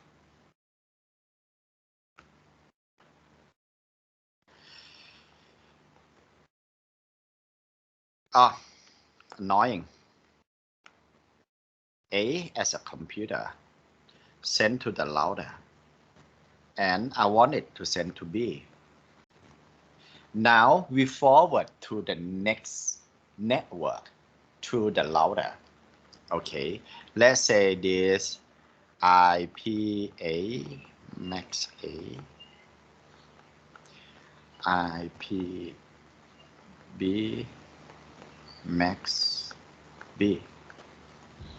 Okay, router have two interface, one interface to one system, another interface to another network system. So let's say IPR1 max 1 for this side of the network, IPR2 and max 2. Okay, for this side of the network. So router is set on in to link between two networks, so they have to have two interface. So each interface has their own IP and max. Okay, if I want to send the data to the local network, it's sent directly, right, to the destination like this one. But if I want to send the data out, not in the local network, okay, as the chart show you. How do you know that it's not in the local network? Before they send the data out, in every devices that connect to the internet, they have their own local, okay, they have their own local routing table. You can check your routing table on every devices, with is saying that IP and the subnet mark. If IP and subnet mark in there, you will have another thing called the gateway. Once you add IP and subnet mark together, okay, you know that the boundary of your local area network or the LAN network.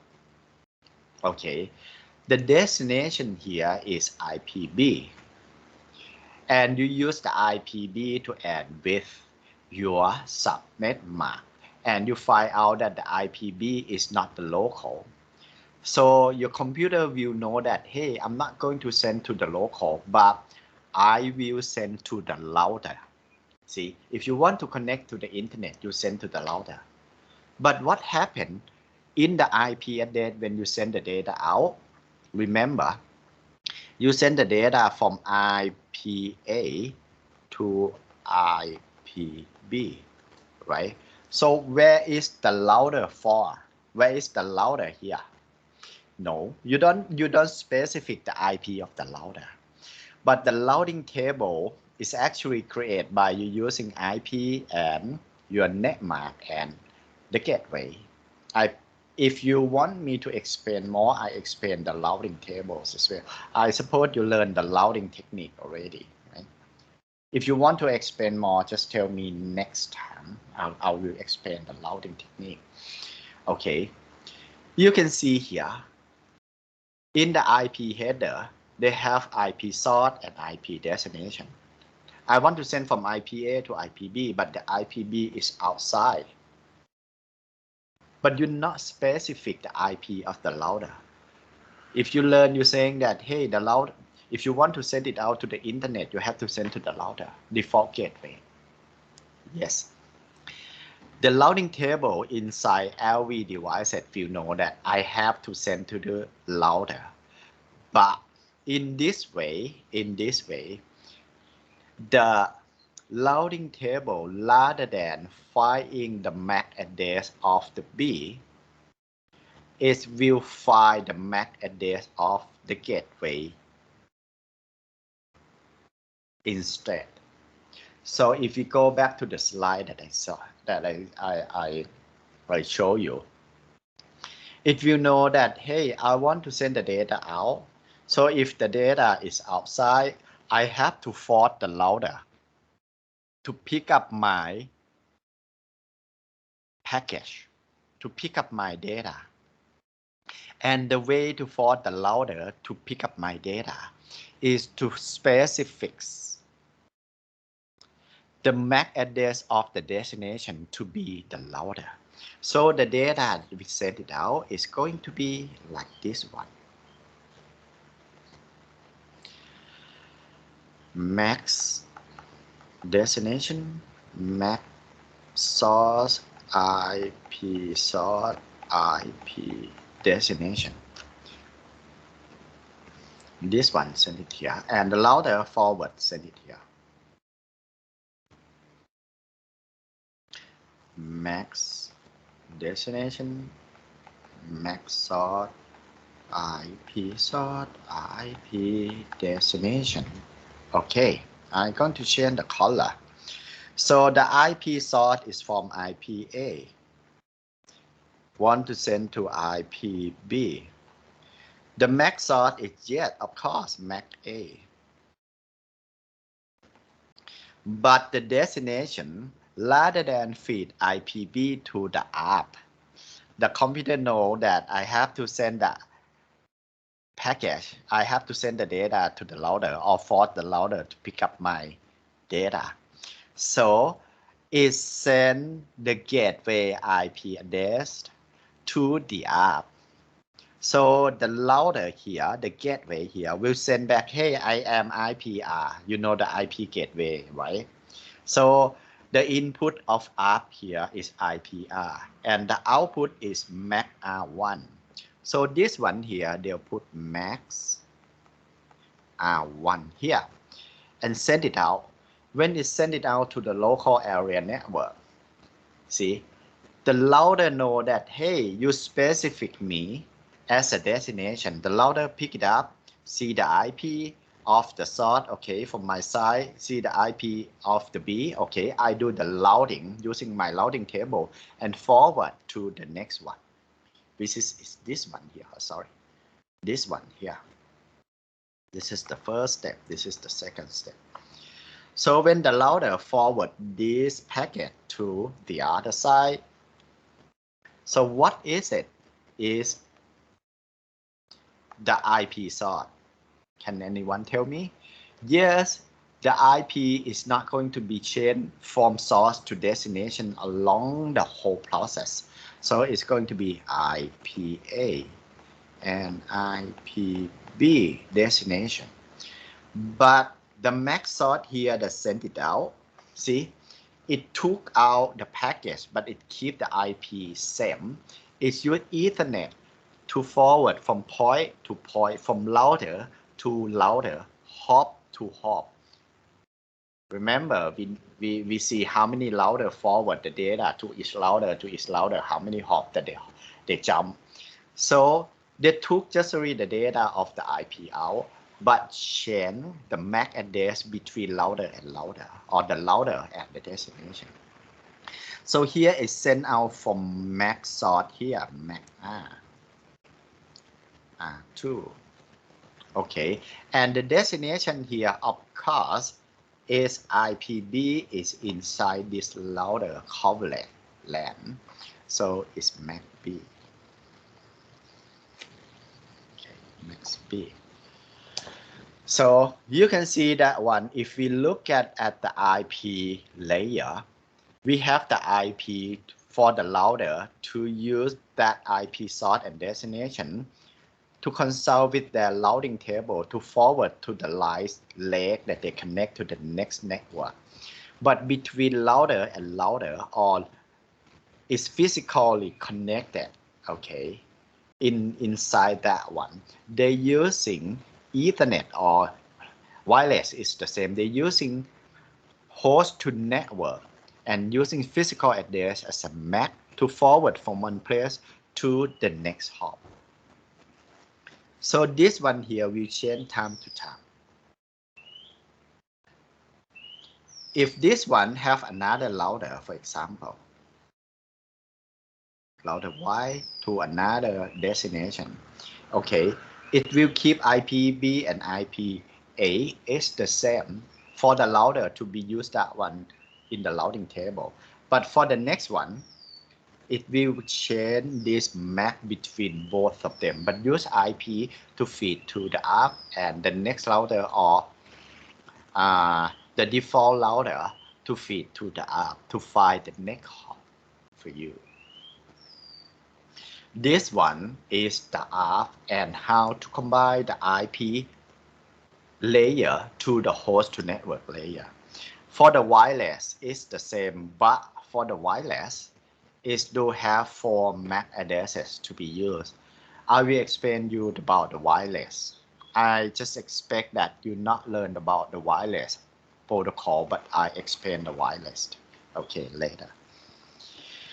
Okay, question? No question? Good. Do this one. A X Y B max A I P A max B I P B. Okay, this part IPRX1 max RX1 IPRX2 max RX2. This one IPRY1 max Y1 and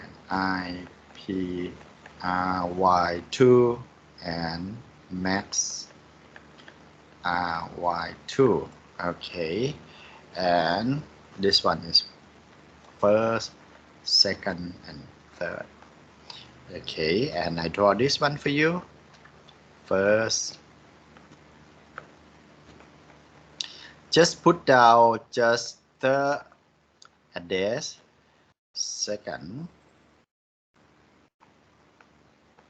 and third.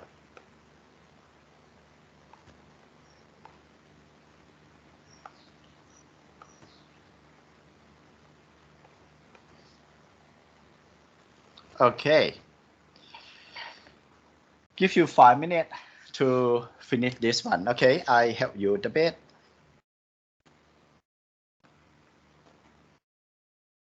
Oh, sorry.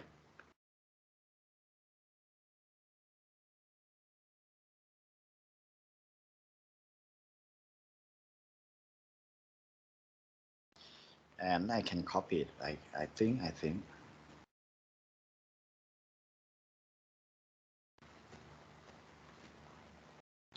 Copy.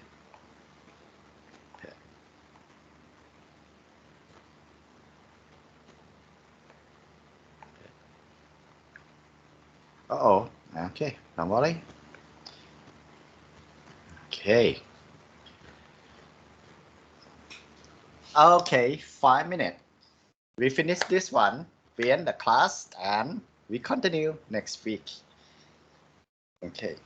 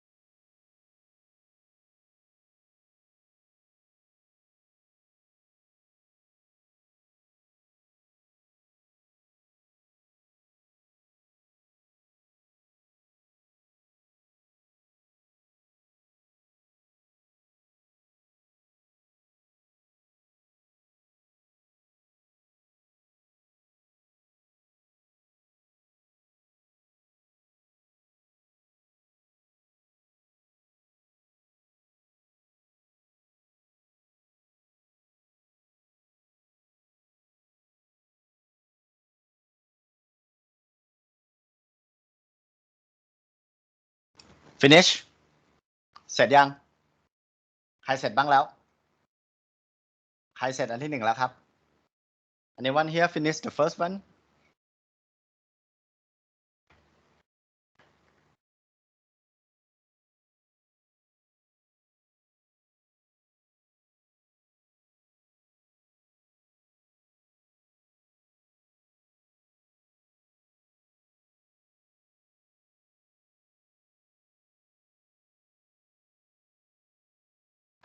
okay let's do it the IP will never be changed so this one is IPA to IPB IPA IPB IPA IPB the IP will never be changed but from the first one when the data come out here okay the source is MAC A of course but you force the RX1 to pick it up okay so max X1 okay the second one here is sent from is sent from RX2 so the source will be max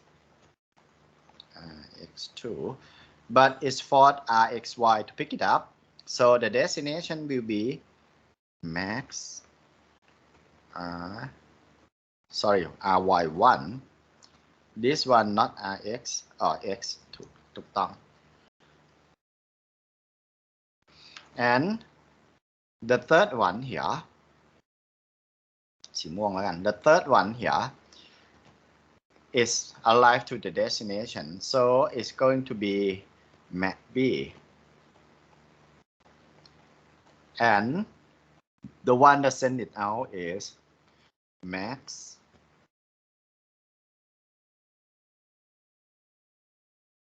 RY2 here that's it so from hop to hop is manipulate the MAC address to force the next router to pick it up but it keeping the IP address along the way remember the second layer most important okay responsibility or the data link layer most important responsibility is to do node to node delivery to delivery the data node to node the third layer network layer is to do what source to destination delivery so the IP or the address is that we invented is to deliver the data so this one is source to destination delivery so the IP keep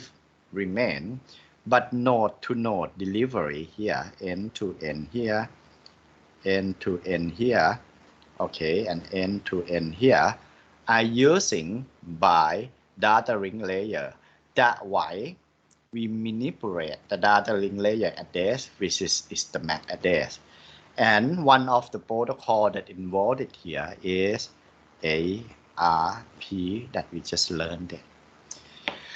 Okay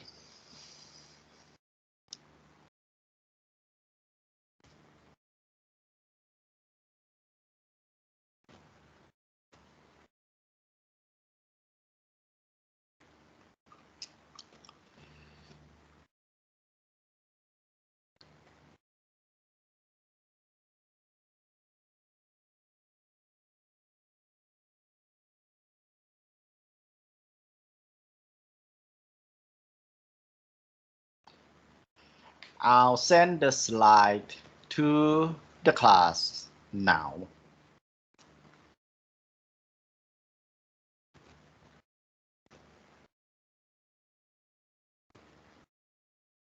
Supposed to be there now, the slide.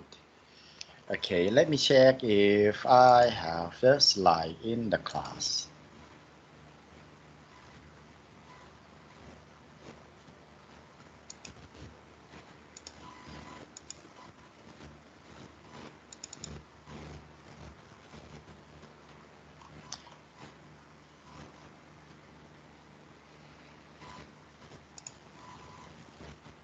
Okay, the slide is there now.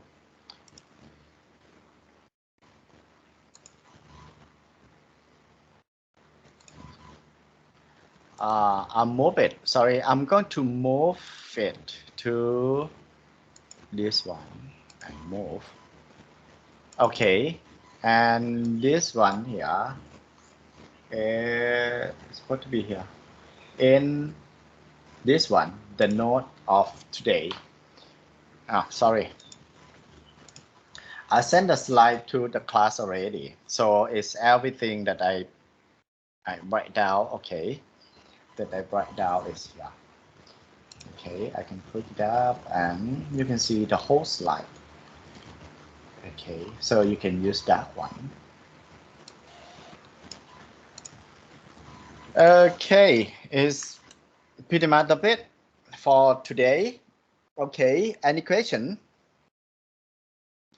Yeah, I'll find the English version for this slide. Okay, I'll try to find the English version for the slide. Don't worry.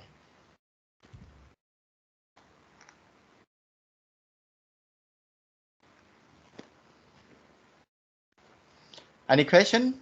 Any question?